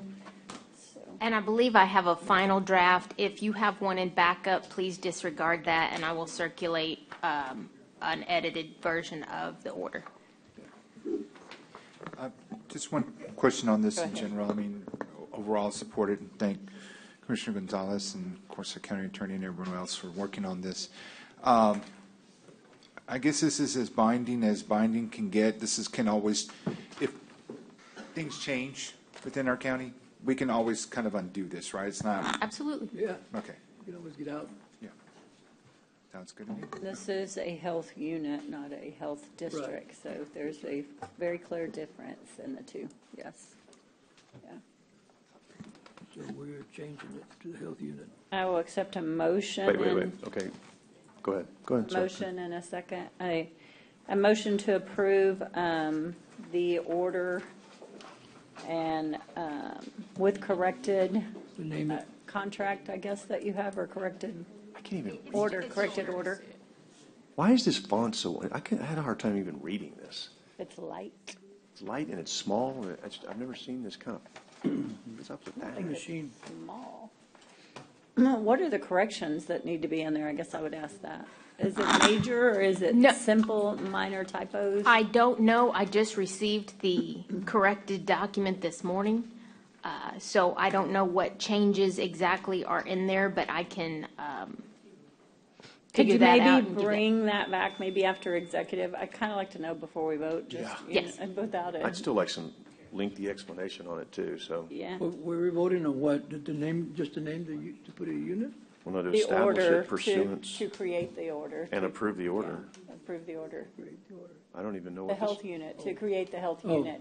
And she's fine, but she just had some last minute changes, and before I vote on something with last minute changes, I'd like to know what they are. Yeah. yeah, and I'd like to kind of get an explanation legally from the county attorney as to the If this exact is- meaning of this order and what it's all saying, and, So do you want to pull that item into executive? I mean. We can, okay. I'd like to at least, I don't care if it's here or executive, I just want you to explain it. Oh, we can do it out here after executive, maybe get the information and, Yeah, it doesn't have to be an executive. I back. just- Yeah, I don't care where we do it, I just want to understand Hey, it. they're already on the way out anyway, look. Do what? That's what they put on the website, city.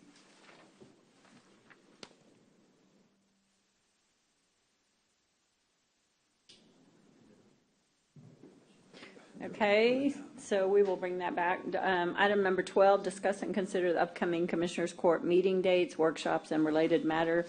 I know there is a conflict for June that. Yes, ma'am. Yes, go ahead.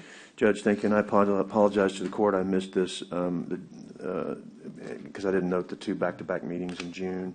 I would like to ask the court that we move the June 12th meeting to Tuesday, June 18th, because June 19th is Juneteenth, and June 26th, I believe, is the Commissioners Conference, Commissioners and County Judge Conference. So I would like to see if we can move Wednesday, June 12th to Tuesday, June 18th, if no one has objection to that, please. So I guess that's 12 to the what? Tuesday, June 18th.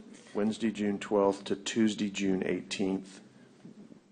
And that was just, if someone doesn't like Tuesday, June 18th, we can look at another one. That was just what I came up with because I figured It'll it'd be a be. Tuesday instead of Wednesday. Yes, yes, Yeah, sir. because of June. June 19th is out and June 26th is out. So that would be my motion. Second. We have a motion and a second. Any other discussion? Does anybody have a conflict with that or a problem?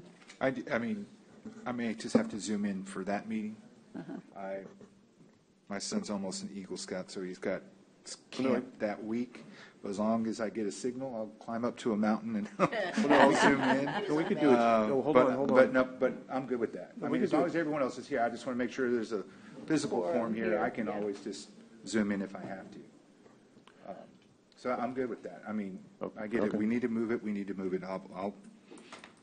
Okay. And I'll as be long here. as we have 3 people here and the others. Yeah, that that's was my fine. only concern. Yeah. As long as we got a physical quorum, then Okay. I may just have to zoom in. I hate to, well, okay, that's. Yeah, no, it shouldn't be a Do problem. we have to have a motion or do we just Yes. move it? Okay, have we to, have a motion and a second. All those in favor, say aye. Aye. Aye. Any opposed, same sign. Okay, we are moving our June 12th to June 18th. Thank you. And then moving on to item B1, discuss and consider the approval of an MOU between Nueces County and Youth Odyssey related to truancy. This is a no cash match. The ANO is stepped out, but it even Judge Benavides spoke about this, how good it was for the community. I don't think we need Anna to explain. There's no cash match. It's fine. It's a grant. I'd make the motion to approve. Second. We have a motion and a second. Any other discussion? Anna is back if you have any questions for her. It says no cash match. There is no matching funding. So all those in favor say aye. Aye. Aye. Any opposed? Same sign. The motion passes. Anna, you snooze, you lose. We almost missed you. Moving on to C, Public Works. Receive an update from the Director of Public Works County Engineer, Mr. Pimentel, regarding the courthouse project and the jail roof project, including the sewer piping project and other related matters. Thank you. Good morning, Judge, Commissioners.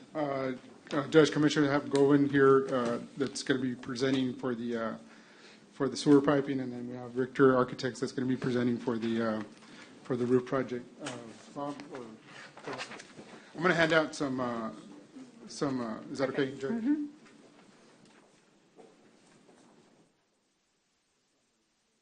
Thank you. Mm-hmm.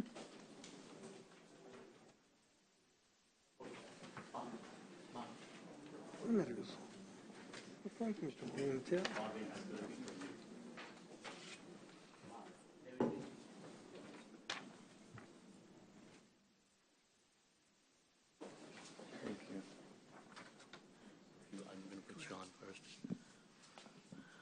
So I think Govan is going to. Good morning, Judge and Commissioners. I'm Govin Natkarni, and I have David Richter and Bob Mitchell from Richter & Associates with me. We're going to make the 2 presentations today. One is for the roof project and another one the plumbing piping project. I'm going to turn it over to David to give the presentation on the roof project. Thank you. Thank you. Our firm is, with Govan, has completed the documents for re-roofing the courthouse. It also includes replacing skylight, also includes the roof over the breezeway to the jail, and also includes the jail. Can I interrupt you very quickly? Yes. Y'all did this a while back, right? Yes, ma'am. Yes, okay. This is not, because we voted on having someone else come in and we haven't been contacted by them. So I just want to clarify to make sure that they don't think we did this in duplication. This was done previously. We weren't aware that this had already been done when we asked the Texas Star Roofing or something, State Roofing or something. Yes, Yes, okay. ma'am. And I think the duplicate, I think that other effort was for the jail only, if I'm not No, mistaken. it was for the all whole of it. thing? Okay. So in any case, I think you've been just distributed a summary of the cost estimate that we prepared some time ago, has been updated, that shows the values of, and this is, by the way, a complete re-roof, a complete tear-off down to the bare concrete, new insulation, dueling.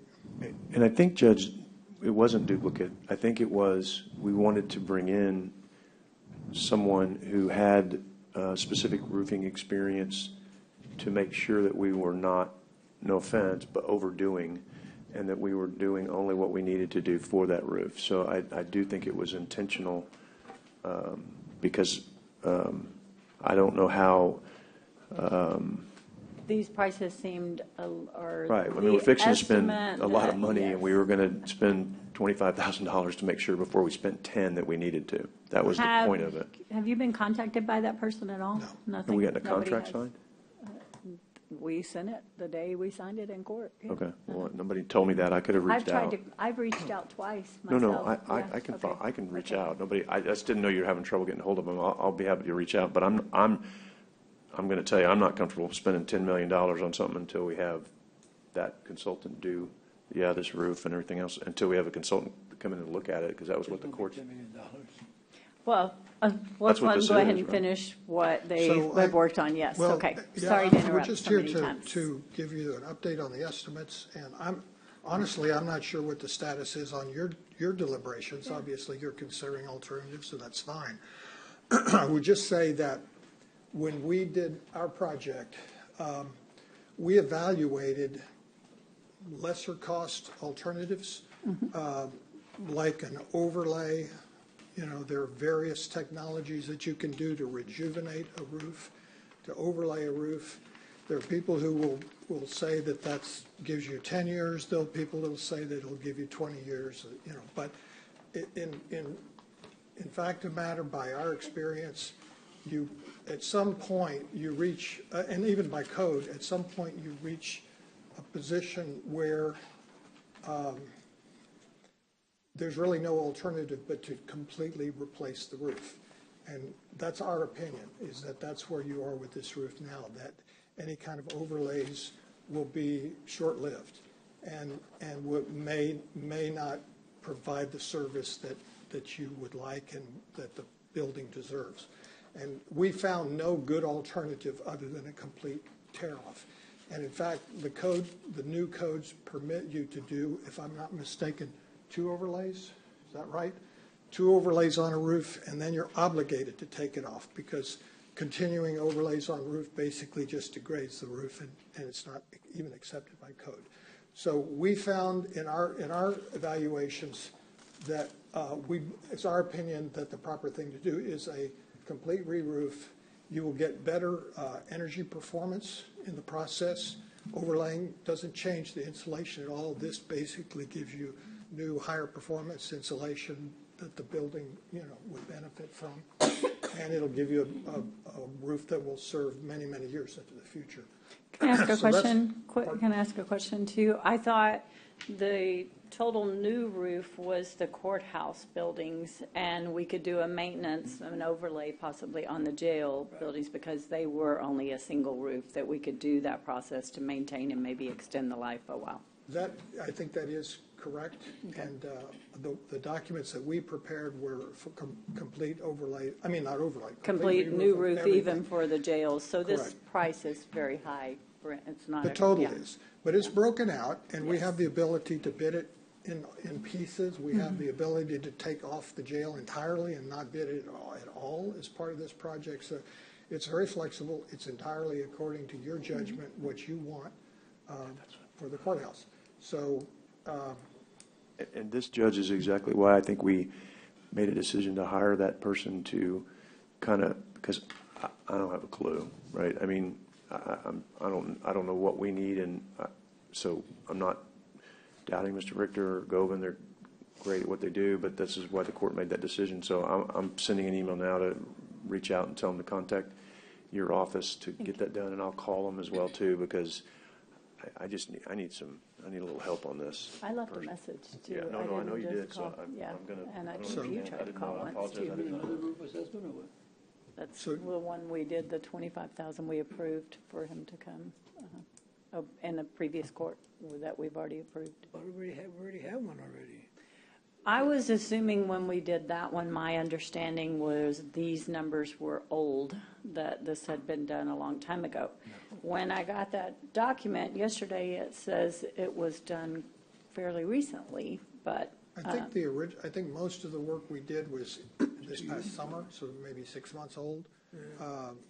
Not older than that. No, I think one can probably answer that question. Yeah, one. So what roofer was involved in making making this determination? Like, what roofing expert did y'all consult when y'all were coming up with what we needed to do? Bob, you?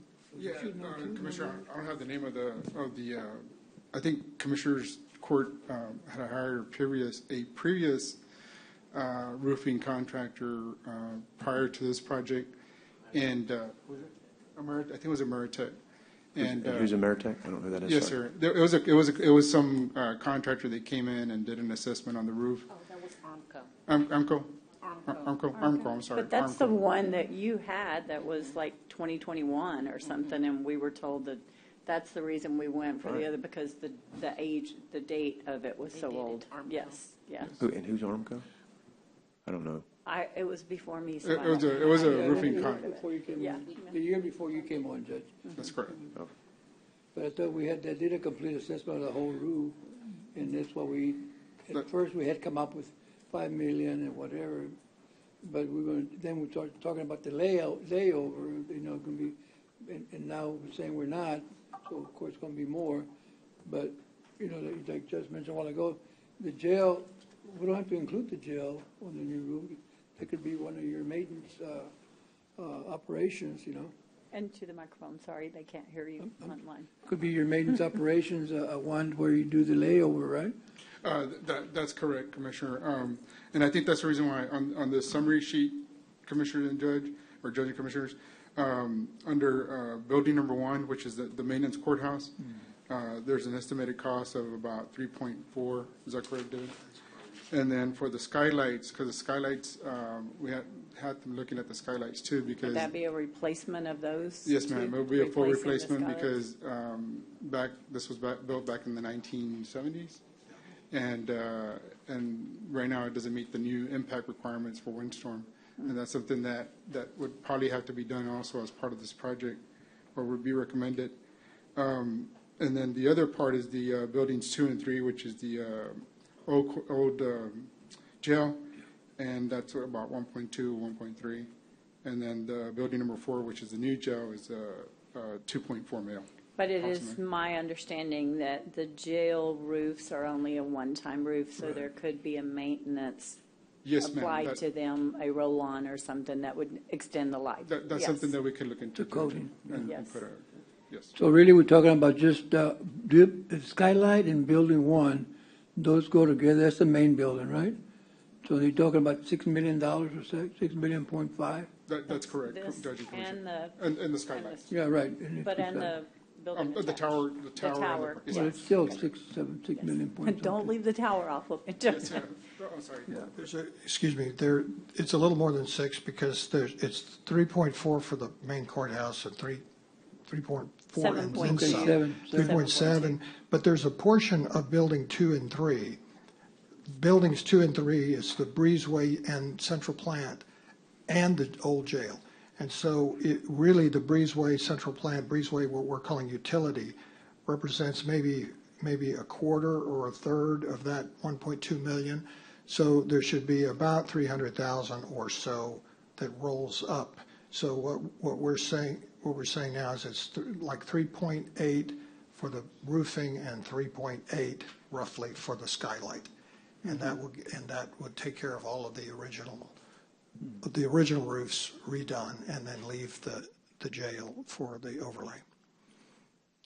I apologize for not having that rolled in, but we just in the discussions this morning realized that it had been broken out in different ways than what was appropriate. So there's a piece of that third item, the buildings 2 and 3, that needs to roll up into the main courthouse. Okay.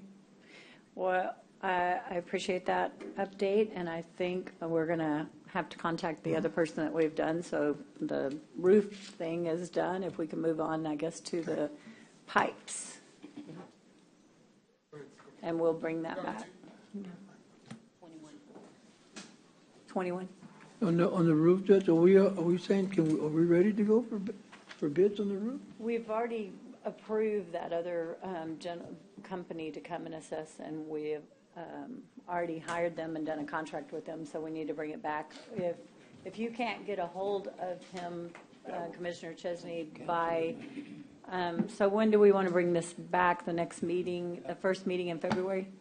You know, this whole thing, the roof and the piping, really, it's not to go to everybody else's funding, right? I mean, we don't know what to spend, how much we're going to need until we get these two projects off the ground. It's putting a hold on everything So because we need to move on these two projects. And Govind, really, we need to move on them. And I think you're ready for that, right? I think you're ready to that, for move For plumbing? forward on the plumbing Yes, sir. and the roofing. Well, Once you the roof, I think it's going to be the decision of the court. if you get in touch with him, we can put the roof back on for the next meeting if you talk to him, if he has. He's going to have time to go He hasn't evaluate even it. come, but we've already approved it and he hasn't come. I mean, No, he's going to have time to go do the evaluation. He's not going to, Yeah. like, he can't do that in a week. when did we vote on that? Well, I didn't know anybody was having a problem getting a hold of him. I mean, I deal with him on a regular basis. I didn't Oh, you realize. do? Well, yeah. I mean, I don't ever have a problem getting a hold of him, so I'll try. And he hasn't been here. Y'all have not been notified that he's already been here, because I think when you contacted him, Even you told him signed. it was urgent. Yes. No, I did right now. Yeah. I mean, I meant when you originally asked for the assessment, because we wanted to move forward. This is ARPA funds. We have to move forward. I haven't done anything on this since we voted on it, Judge. I mean, to my Let's knowledge. bring this back. We'll put it on the agenda I didn't- for I- next week's meeting. I'm happy for to the take it roof. on. I just Just wasn't to asked to address to see if he is available or has Yeah, done that's anything fine. or something. Just another update. I'll put it on my The list. roofing section, can you write that on there, Teresa, to put it back on there? Now we'll move forward and you can tell us about the plumbing issue. Okay. Thank you, Judge and Commissioners. It's a presentation for the plumbing lines, at the replacement of plumbing lines at the courthouse and the jail. Can you change? Next slide. Okay. Just a brief project scope. We were hired to do the engineering services to provide the inspection and evaluation of the existing condition, go find out how many areas, what we need to check and what we need to do. We found out that there's approximately 6,500 linear feet of pipe in the county courthouse area and about 14,000 linear feet in old and new jail. Approximately 20,000 linear feet, that pipe that we needed to inspect and check and figure out. We performed the inspection on it. 90% of the inspection is completed. And what we are finding out is what everybody thought of. It's old, almost 40 plus years old pipe. It's almost to its life. And I'll show the pictures as we go further down, that it's needed to be done something. And so we'll talk about that. We met with a plumbing contractor who has been working in the courthouse and so has a lot of knowledge. And so we hired him as our subcontractor to do the initial inspections and investigations. And that's how we came up with all the pictures. The picture starts next. Next slide, please. You can see that small pipe, which is a plumbing pipe, which is, they try to color it. You know, it's a cast iron pipe, but they try to color it, but you can still see the rust still coming through the thing. It's the metal, if you look on the where the hanger is, the material is different kind, and so it's electrolysis is taking care of it, and it's creating more damage. If you look at it, there is a hanger on the left side hanging out there, but there is no support. Hanger support is broken off or probably not installed, and so that pipe is hanging out there by itself. But we found a lot of that kind of a situation overall. Next slide. You can see the same thing of the pipes. If you look at that big green pipe, it's a long stretch pipe, but there's no hanger support to it, so it's supporting, it's on its own weight and its connections and so forth. Next one. This is the main header pipe coming from the jail. It's a 10-inch header pipe that goes out to the discharge line, and you can see how big crack it has. And that's what emits the sewer gases when it backs up or plugs up or thing of that. So that thing has to be, that's what I was talking about, is to the end of its life, has to be replaced. Next, please. This is the vertical coming from one floor to another floor. Normally we have a clamp support, so the pipe doesn't go from one elbow to another elbow supporting itself. We normally have a clamp and support provided at the floor. And this one, as you can see, there's no support provided, so it's having its own weight on the pipe, and the corrosion is now expanded. And so normally you see the gap in between the floors. That's also kind of covered up. So I kind of jumped in, and I already talked about the concerns. And so that's the next slide. Next slide, please. So it talks about the concerns. What is there in the jail? Main concern is in the old jail there is a crawl space between the cells, and the pipes run through the crawl space. There are no cleanouts provided, and I don't know why. Probably in those days they were not.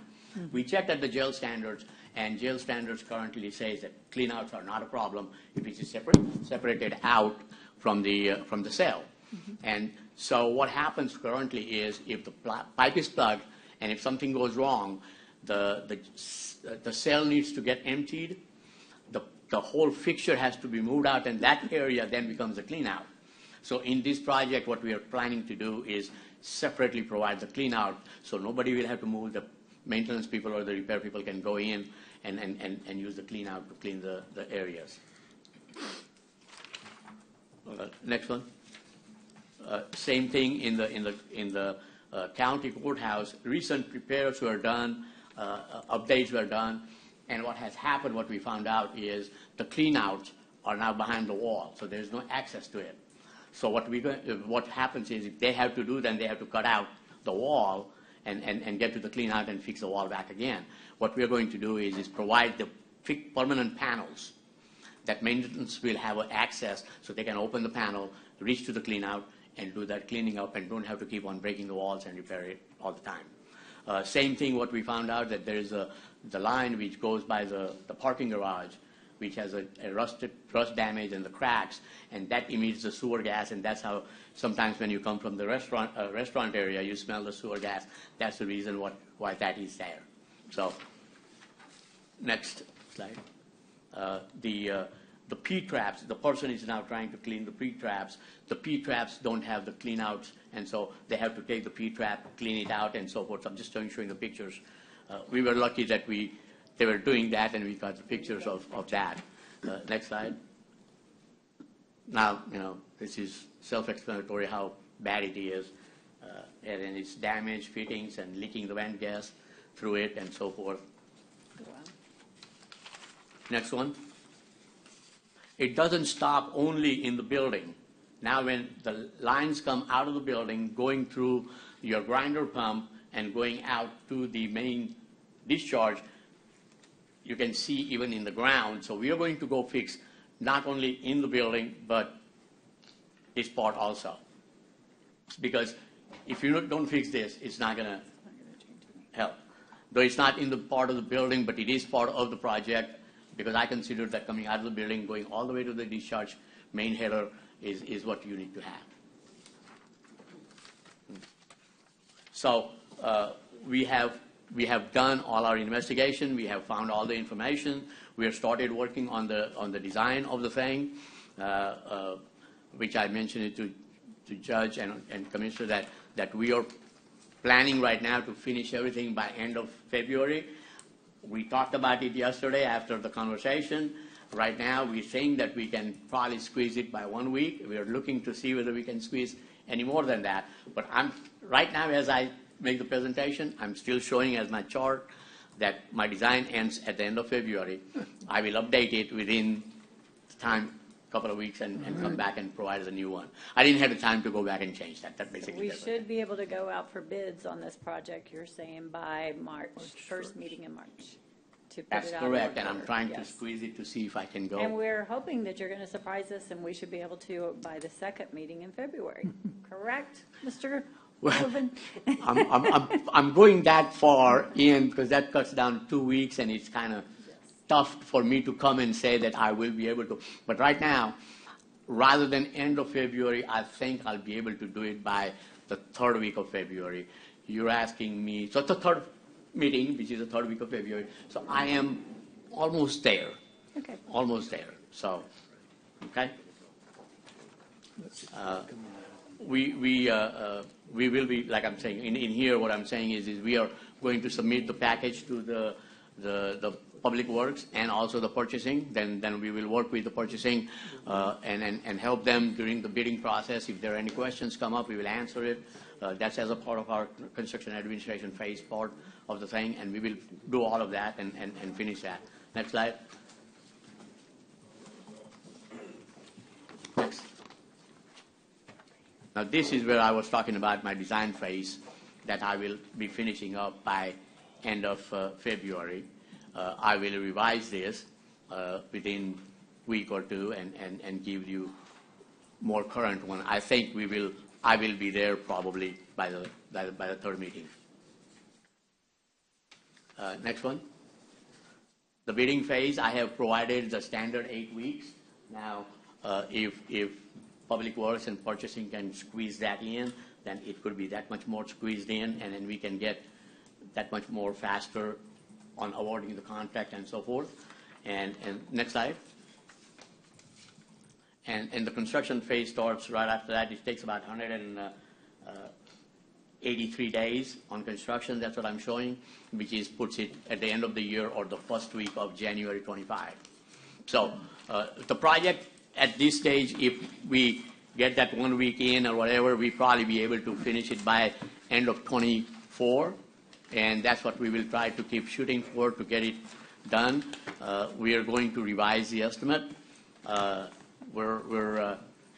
Commissioner Gonzalez caught me yesterday. I think kind of made a comment that $4.3 million budget, we will probably maintain that and try to be in there. No, probably, that's all we got. No. I'm saying probably because Yes. when I used the word yesterday, he caught me and said, are you sure about that? And so Turnkey, right? We like that word, Judge, Commissioner Gonzalez, turnkey 4.3, right? Yes, Turnkey. exactly. No extra cost. Commissioner Chesney, if I was in construction business, I would have come out and say that. But unfortunately, I'm not in construction business. I can't go out and say turnkey. But I understand exactly what you're saying, okay? So we're going to work with Public Works and try to get the project in the budget and try to push it to get in timely manner. Thank you. Next slide is the question answer. So.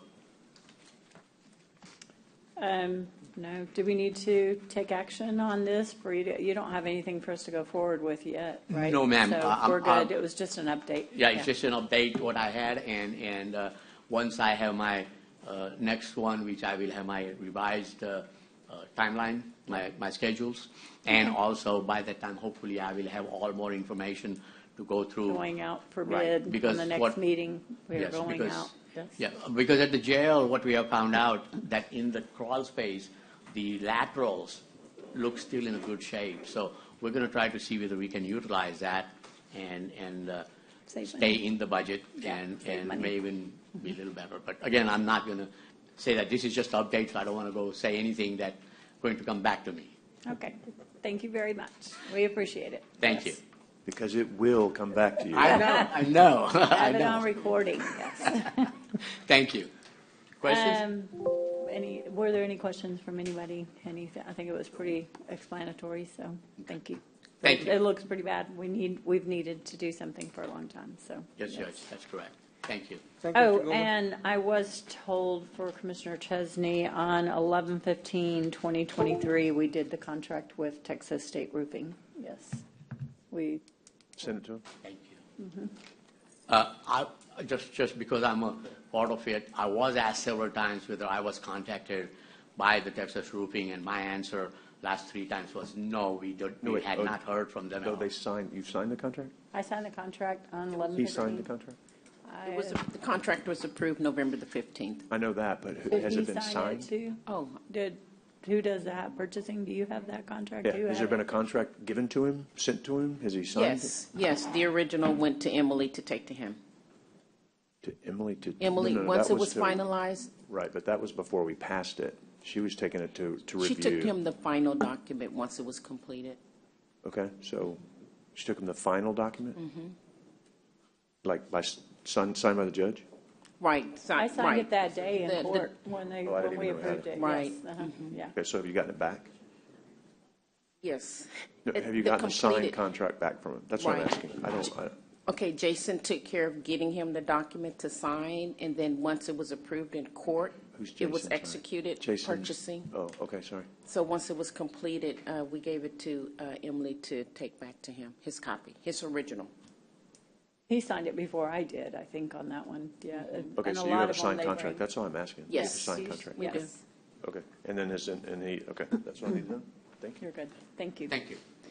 Moving on to item C2, discuss and consider approval of work authorization number 2 between Nueces County and Turner Ramirez for the social services and veteran services. Judge and renovation. Commissioners, we're recommending the approval of the contract. I know there was an updated copy that was submitted this morning, and the only item that was updated was the date to April the 26th, 2023.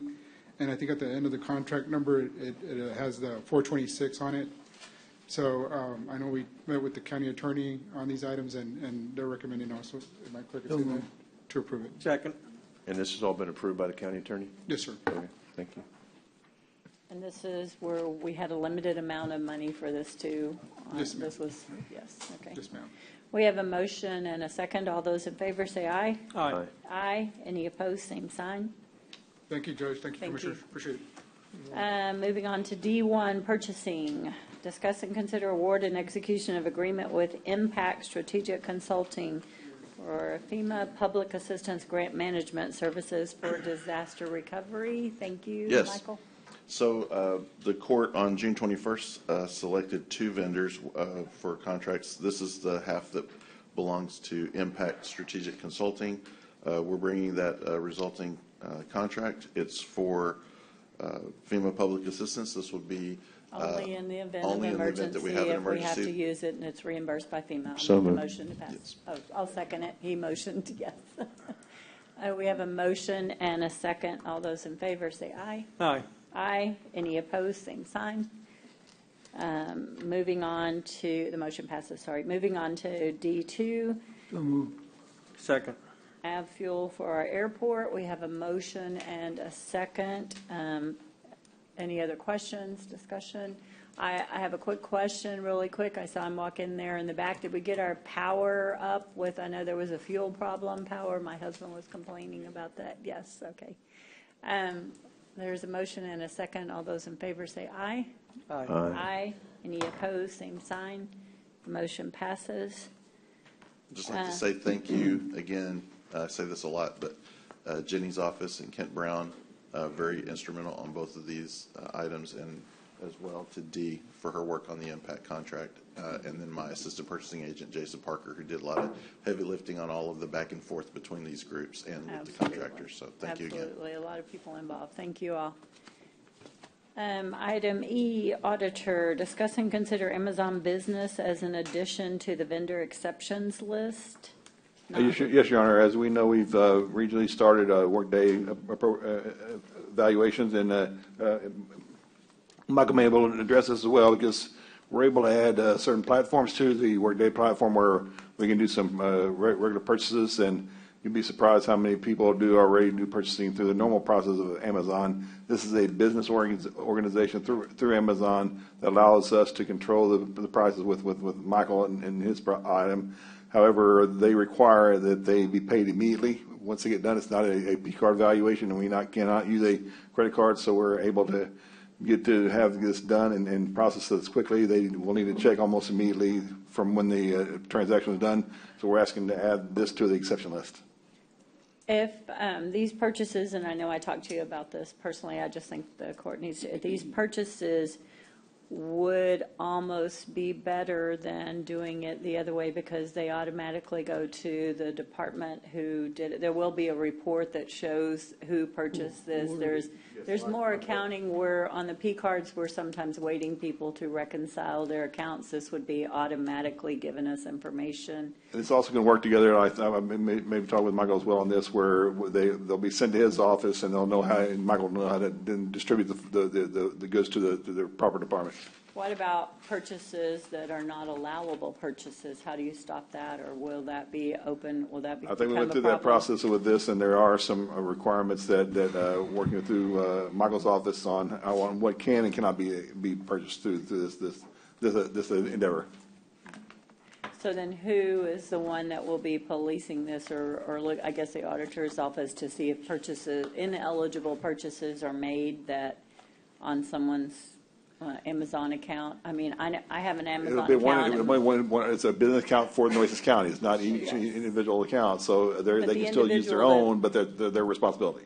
Yeah, but the individual who orders it, we will automatically know which department who orders it. They will have to order with something like that. Yes, and they'll go through a normal business process to be approved through the normal transaction, yes. Why are we trying to get other headaches here? It seems like there might be a question, but what I want to alleviate of concern is each individual that's going to be making purchases through the system has to log into the system as themselves. And so we'll have a direct record of who made in each individual purchase, and we can go back in time and see who made it, when, exactly what time of day that it was placed, and then if we do have an item that is not meeting the requirements, we have a mechanism for the employee to be responsible for those purchases that are not made according to the county's rules. So those special purchases will be in special motions? I mean, because, you put them on whatever. The payment would go through a normal special motion because it is a vendor through a normal process. So I believe that the Amazon would be like a normal transaction. I believe it would be a special motion item. It would be a normal vendor. It just requires that Amazon requires payment within 3 days. Will it have the individual list with the Amazon, like the purchase order, like the P cards, whatever? Yeah. Yes. What was my other question? I think this, to me, these are purchases that seems- exist right now. Yeah. We already have purchases going to Amazon through the P card method. Mhm. And this is actually a more secure, better tracking way. To me, it seems that's why I wanted that pointed out, that this, you have to log in. It is the individual, and there will be a record of who ordered it. The last and final question would be for the county attorney. I know we have a hard time once somebody gets something. What is the avenue to get it returned money? Because we can't withhold money or take money from people. If you purchase something that is wrong, how do we get it back?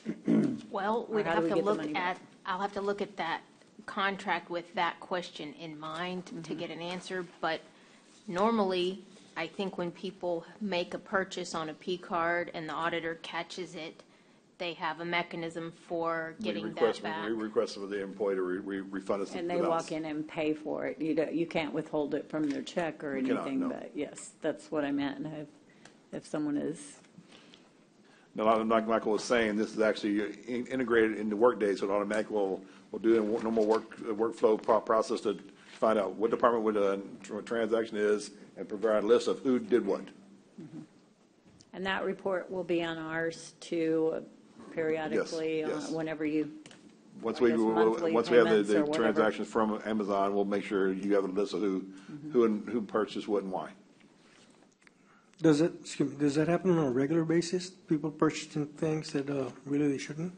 A lot of times, we've gone through a lot of process where they use their P cards to purchase Amazon, and with the P cards, we don't have the control of we do with this business function where we can't catch it until we actually see the invoice come in. Then we go, well, this is not a true expense, it doesn't qualify for this, and then we turn around to the department head and the employees say, why was this done?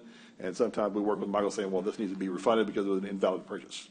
I just think, what I want to know is maybe sometimes some employees get in the habit of ordering things that they know they shouldn't and say, well, I'll pay it back later by the time.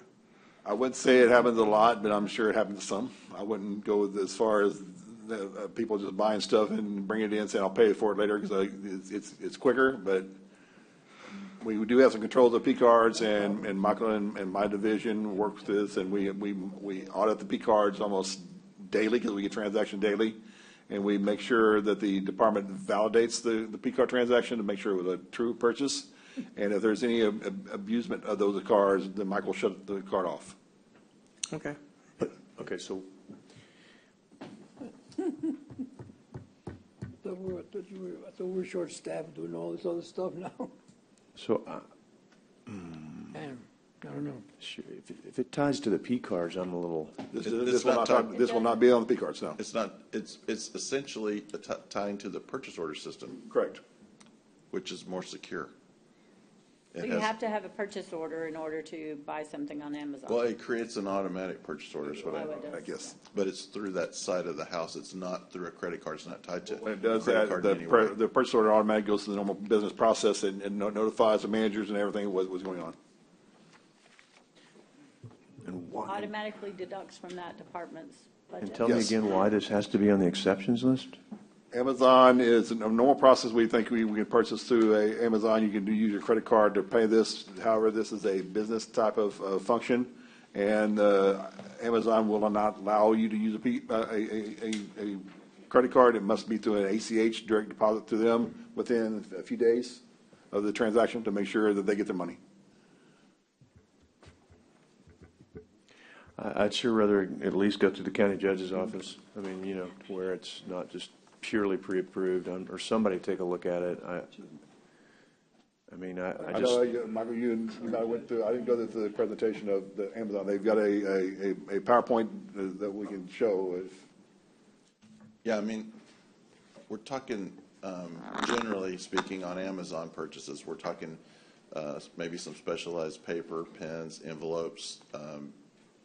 There is a $1 max purchase they can't exceed. Yes. What is that? I think they cannot exceed 5,000, right? Oh, that's pretty high. Well, I went through the training. It's a limited number of items that are appropriate. Oh, okay. So it's not everything on Amazon. right. I'd say I'd still like it to at least run through the county judge's office. Yes, we will, when we do the Before. process for payment, the county judge will get the information, yes.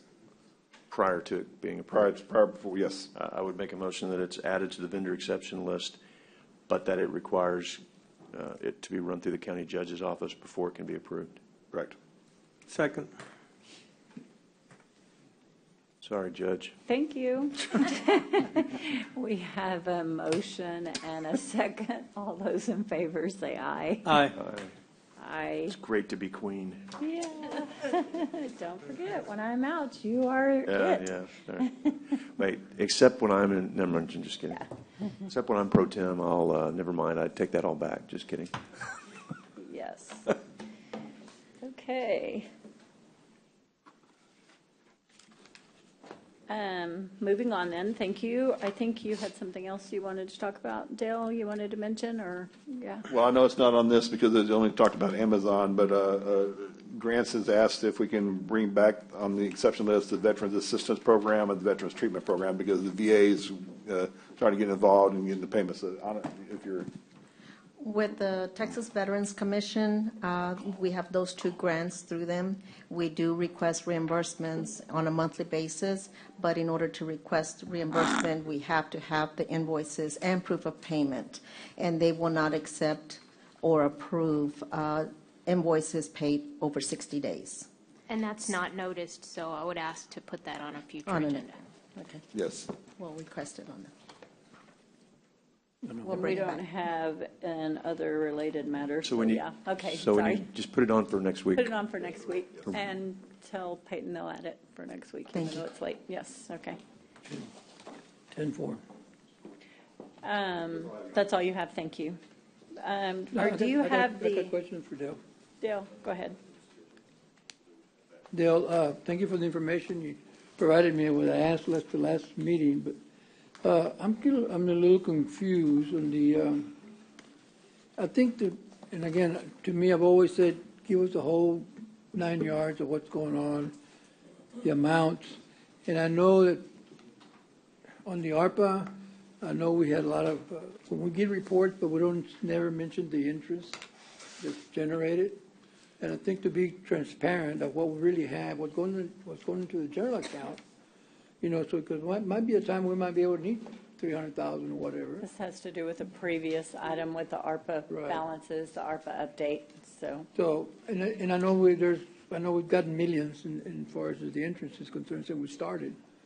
So, I think when we do a report, we should be transparent all the way as far as what happened, how much we have, what we spent, also how much interest has been generated to the general account. To me, that's doing the whole thing, right? I mean, not just part of it, but that's what I would like to see. And I've asked for that, I guess, several times, but I appreciate what you gave me, but it's, I just got it this morning. And the other thing that, unless you want to answer to that one first, I guess, before I ask the other question. Dale? Yes. On the interest, do you have anything on the interest? When we first started our process, the Treasury allows the funds from interest to be accrued and paid to the general fund, and we brought to the court, and the court authorized any interest earned from the accounts we received from ARPA to be transferred to the general fund. I have no problem with that, but. And that's we what need to we've know- done, so. I have no problem with that, at least keep us informed of what's being put in there. I mean, you know, if it's got 5 million, 6 million, we should know. I mean, if it's 5 million or 6 million, because that's 6 million we don't think we have, you know, we have. So, I mean, I don't know if anybody else knows any different, but I think that to be transparent, we should have a complete report of all the funds and where they go. So, I mean, that's just, again, I mean. We will provide you a list of all the interest that was earned on ARPA funds and transferred to the general fund. Yeah. The other thing that I have on, and at least it brought it to my attention again today, when I asked about I think Commissioner Hernandez at the last meeting questioned that some checks that were made and belong to a emergency district. We don't process any checks from the emergency services district. But what are they coming out in the special motions? I'll just check, I'll see what we do, I think with the last drainage thing we have for the Water Control Services District. Is that on his Hazel Bazemore stuff that Teresa was working on? No? That check We don't pay anything, the last one we had was for the Water Control Service District, it wasn't to the ESDs. No. Was it on the check register for this court? Yeah, no, I think it was last quarter we questioned it. I'm sorry, what item are we discussing? Edward Youngman is one of them. I don't think this one's anywhere on there. Is this discussion related to an item on the agenda, Commissioner? Was it audit? Was that on there? I don't know. I mean, The last one you were talking about, ARPA funds, there was an item on the agenda for an ARPA update, so that was okay. This was not, if you're just asking about a specific check that was written. Yeah, I mean, he's getting a report on the audit report, so I'm asking as far as from the audit report, why are we showing these checks, and how do we get these checks in the Nueces County accounts if we don't? It belongs to the Nueces County Bishop District Drainage, but it shows in our account. If it went through our accounts, that's why you get the information. We're the accounting division for the Drainage District 3 because they only have a small account, but that's the only one that's the only one we account for. But it doesn't come to us. No. We just hold We're their just accounts for bookkeepers. them, bookkeep for them, because they don't have staff or big enough. Again, is there any way to mark that, to know? I mean, because we saw, that's why we get questioned last time, because we saw those checks. You see, it came out on the special motions. So if they're coming on special motions, they're not ours, so why, they shouldn't even be on the special motion. So you just want a note added if it's not county? It's not county related, it's just, yeah. If it was not counted, it shouldn't have been on the special motion. I'll verify why, if that was the case, then I'll make sure why it was there. And I think there was like Just three, an I think there was three of them. Okay. We didn't even know who received them. I think we had to do a piece of research. We'll look it up. Okay, Okay, that's all, I think that's the two things I have. that's it. Yeah. Going back, are you ready for 3A11? Do you have on the health unit the changes to the contract? Do you have the notes before we go into executive? So I went back and the item that was provided to commissioners there in the packet, I believe that should be acceptable. Okay. If you want to just stick with that one. That is page 523 out of 625. The one that we have is slightly different, but this one should suffice. You don't have a problem, you're not going to make a change to it then, No. so. And Commissioner Chesney, you had maybe another question on the health unit? I'd just like you to give a general explanation of what this says. What the order says? Yeah. Okay. Yeah, I mean, So, Chapter 121 provides for the health unit, that's the Health Reorganization Act. I believe Commissioner Gonzalez has been instrumental in trying to bring forth healthcare that, not healthcare, excuse me, but public health, and could provide an explanation of what he hopes to achieve there. This is set to come into being, my understanding, the day after the public health district is dissolved on the last day of March. But I'm not sure what your questions are further. This is not to take effect until then, until the Correct. the termination of the April 1st till current the contract. termination. so Maybe- basically, what is it? So, We're not saying clinic, we're saying unit. right, so a health unit, this order establishes it, Yes? right? Super hard, again, kind of hard to read, but, okay, I don't know what even to really look for. I mean, I've read it, but is there something The specifically that difference you in this and the did, health that you district. designed? Like what, like how, There is a whole host of responsibilities that I would love to update the court with in executive. There are Okay. lots of responsibilities. There are some That's that are what I not need. responsibilities of the court. And so I would ask to do that in executive. that's what I need to understand. Like, I'm trying to figure out, I don't want to just create something that we don't Let's move understand. this to executive right today. Okay. Yes. And 551.071? Yes. Okay, is there any other business? Otherwise, we are ready to go into executive. I haven't missed anything else. It is, we're going to executive session. Public notice is given that Commissioners Court may elect to go into an executive session anytime during the meeting to discuss matters listed anywhere on the agenda when authorized by the provisions of the Open Meetings Act, Chapter 551 of the Texas Government Code. To the extent there has been a past practice of distinguishing items for public deliberation and for those for executive session, the public is advised that the court is departing from that practice and reserves the right to discuss any listed agenda items in executive session when authorized by law to do so. In the event the Commissioners Court elects to go into executive session regarding an agenda item, a section or sections of the Open Meetings Act authorizing the executive session will be publicly announced by the presiding officer.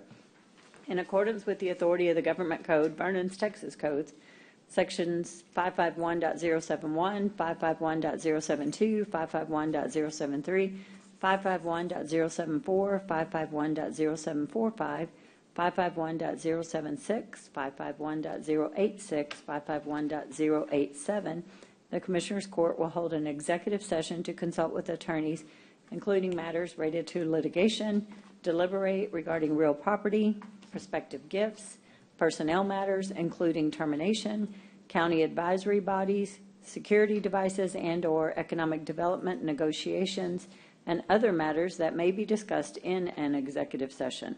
Upon completion of the executive session, the Commissioners Court may, in an open session, take such action as appropriate on items listed in the executive session.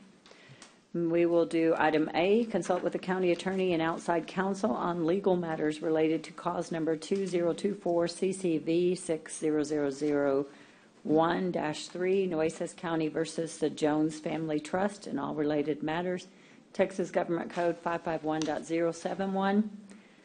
Item B, consult with the county attorney regarding final payment to Armor for inmate health care pursuant to 551.071 and all related matters. Item C, discuss and consider the appointment, employment, evaluation, reassignment, duties, discipline, or dismissal of the county librarian. And I'm sorry, the county librarian is out, and our prayers are with her while she is recovering from surgery. The airport administration department heads, and this is simply a department head evaluation, Texas Government Code 551.074. And then item that we're pulling in is 3A11, discuss and consider the establishment of the Nueces County Health Unit pursuant to the Texas Health and Safety Code 121.004 and approve the order and other related matters, and that is the Texas Government Code 551.071. It is 11:25, and we are going to go to executive session. Thank you.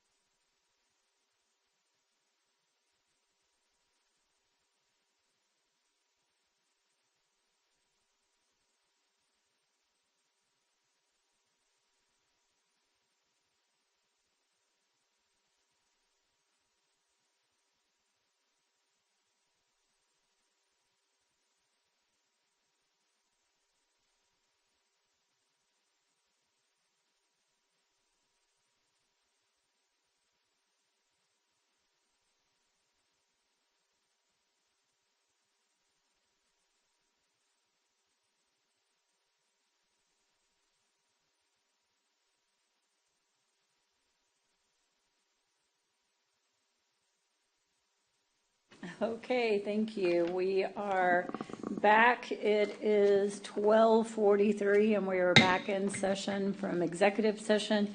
We have one item to bring back up, item 3A11 on discussing and considering the establishment of the Nueces County Health Unit. And I believe we have a motion. I'd like to make a motion, Judge, that we establish a Nueces County Local Health Unit Order. order replacing the clinic area. The name says clinic instead of clinic to be unit. Just all we're doing is establishing a health unit, right? Establishing the Nueces County local. Establishing a Nueces County Local Health Unit. Second. We have a motion and a second. Hernandez, second. To be effective on what date, Commissioner? April 1. April 1st, 2024. 2024, after the expiration of the current contract. There you go. Good, Lane. That's good. Like it. Very good. Awesome. We have a motion and a second. All those in favor say aye. Aye. Aye. Any opposed, same sign. The motion passes. That is the end of our items on our agenda. Are there any adjournments in memory? I have one, if you're, but go ahead if you're ready. Do you have one? Yeah, go ahead. I'd like to just in memory of my wife's first cousin and my cousin through marriage, Patricia Allen Sharon, and she was a retired school teacher for many years. She loved to bake, great baker, and she's always taking kids in her house. So I want to just admit the family, I will definitely miss her, and our condolences and prayers go out to the Sharon family, and I know she was a wonderful lady. Very sorry for your family, yes. Thank you, appreciate that. You have another one? Another one I have is my very dearest uncle. I call him Uncle Alfred. He's Alfred Moreno, passed away quietly and peacefully, surrounded by his children. He was 91 years old and born in Austin, Texas. He attended Austin High School and married his high school sweetheart. He is preceded in death by the love of his life, which is really my aunt, Rosalie. And Alfred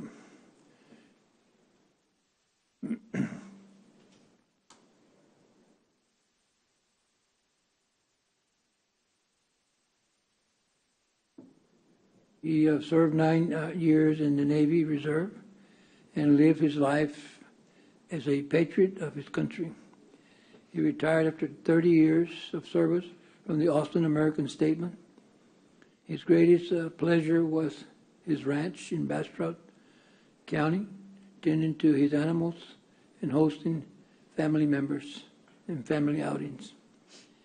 A devoted Catholic, he was a member of St. Catherine Church since 1998. He enjoyed traveling, especially enjoyed traveling throughout Europe. He enjoyed the company of his 11 grandchildren, 6 great-grandchildren, and especially enjoyed watching them grow up. Uncle Alfred, he knew everything there was to know, and he could explain to you anything you wanted to know, he knew it. He knew the answers. So he was a great guy and did a lot of talking. He will be missed by family members, and may he rest in peace, and I know he's joining my aunt right now in heaven. Absolutely. Condolences and prayers. Yes, very sorry for you and your family. Thank you. Commissioner Chesney, you said you have 2. Thank you, Judge. I'm having a hard time finding the obituaries. I will provide those later. The first one is Grant Cable. Condolences to the Cable family. And then the second one that I have today is Will Rowland, who many knew Mr. Rowland, who was a famous baseball player here from Corpus Christi and a local baseball coach. And he passed away unexpectedly this past week as well. So condolences to the Cable family and the Rowland family, and I will provide those obituaries as soon as I can get them. Thank you. Yes, very sorry. Mine is to one of our Nueces County employees, Rebecca Ramirez. Rebecca Ramirez, who worked in many years with Nueces County in auditing and then most recently in risk management, peacefully passed away on Tuesday, December the 19th, 2023, at the age of 68 after a short illness. She was born in Corpus Christi to Ruben Martinez Sr. and Josephine Martinez. She was also a breast cancer survivor. Rebecca loved to sing, enjoyed fishing trips with her grandkids, and loved road trips. She had a deep appreciation for classic films like Gone with the Wind, excuse me, and more recently enjoyed watching Korean movies. She was a committed Nueces County employee whose dedication to the safety and well-being of her community were unmatched. She will be greatly missed by many. She is survived by her loving family, including her daughters Veronica Gonzalez, Vanessa Martinez, Vivian Terry, and Valissa Terry. She is a cherished grandmother to, I believe it is 16 grandchildren. The visitation for Rebecca will be held at Funeraria del Angel Everhart in Corpus Christi on Friday, January the 12th, 2024, from 5 to 9 p.m., and a Holy Rosary to be recited at 7 p.m. that same evening. The funeral mass will be held at St. Teresa Catholic Church, 1302 Lantana, on Saturday, January the 13th at 10 a.m. A celebration of life reception will follow that mass. And all the county employees and everyone who's had the opportunity to work with and around Rebecca, we want to extend a very sincere, heartfelt condolences to the family of Rebecca. I wanted to share a little bit about Rebecca. She was just such a pleasant person to be around, and always brought such energy to our meetings when we did safety briefings before then, and she was given the responsibility, and it just really a positive start to what were a lot of times long meetings. But she, like you said, Judge, she's a dedicated worker. She loved her work family. She loved being an employee of Nueces County, and so it was sad, shocking news to get when of her passing, and of course, yes, our thoughts and prayers are with her family. So. Prayers and condolences to the family. Prayers and condolences. Any other adjournments in memory? Then I will accept a motion to adjourn. So moved. We have a motion. Do we have a second? Yes, I'll second. All those in favor say aye. Aye. Aye, and we are adjourned. It is 12:51.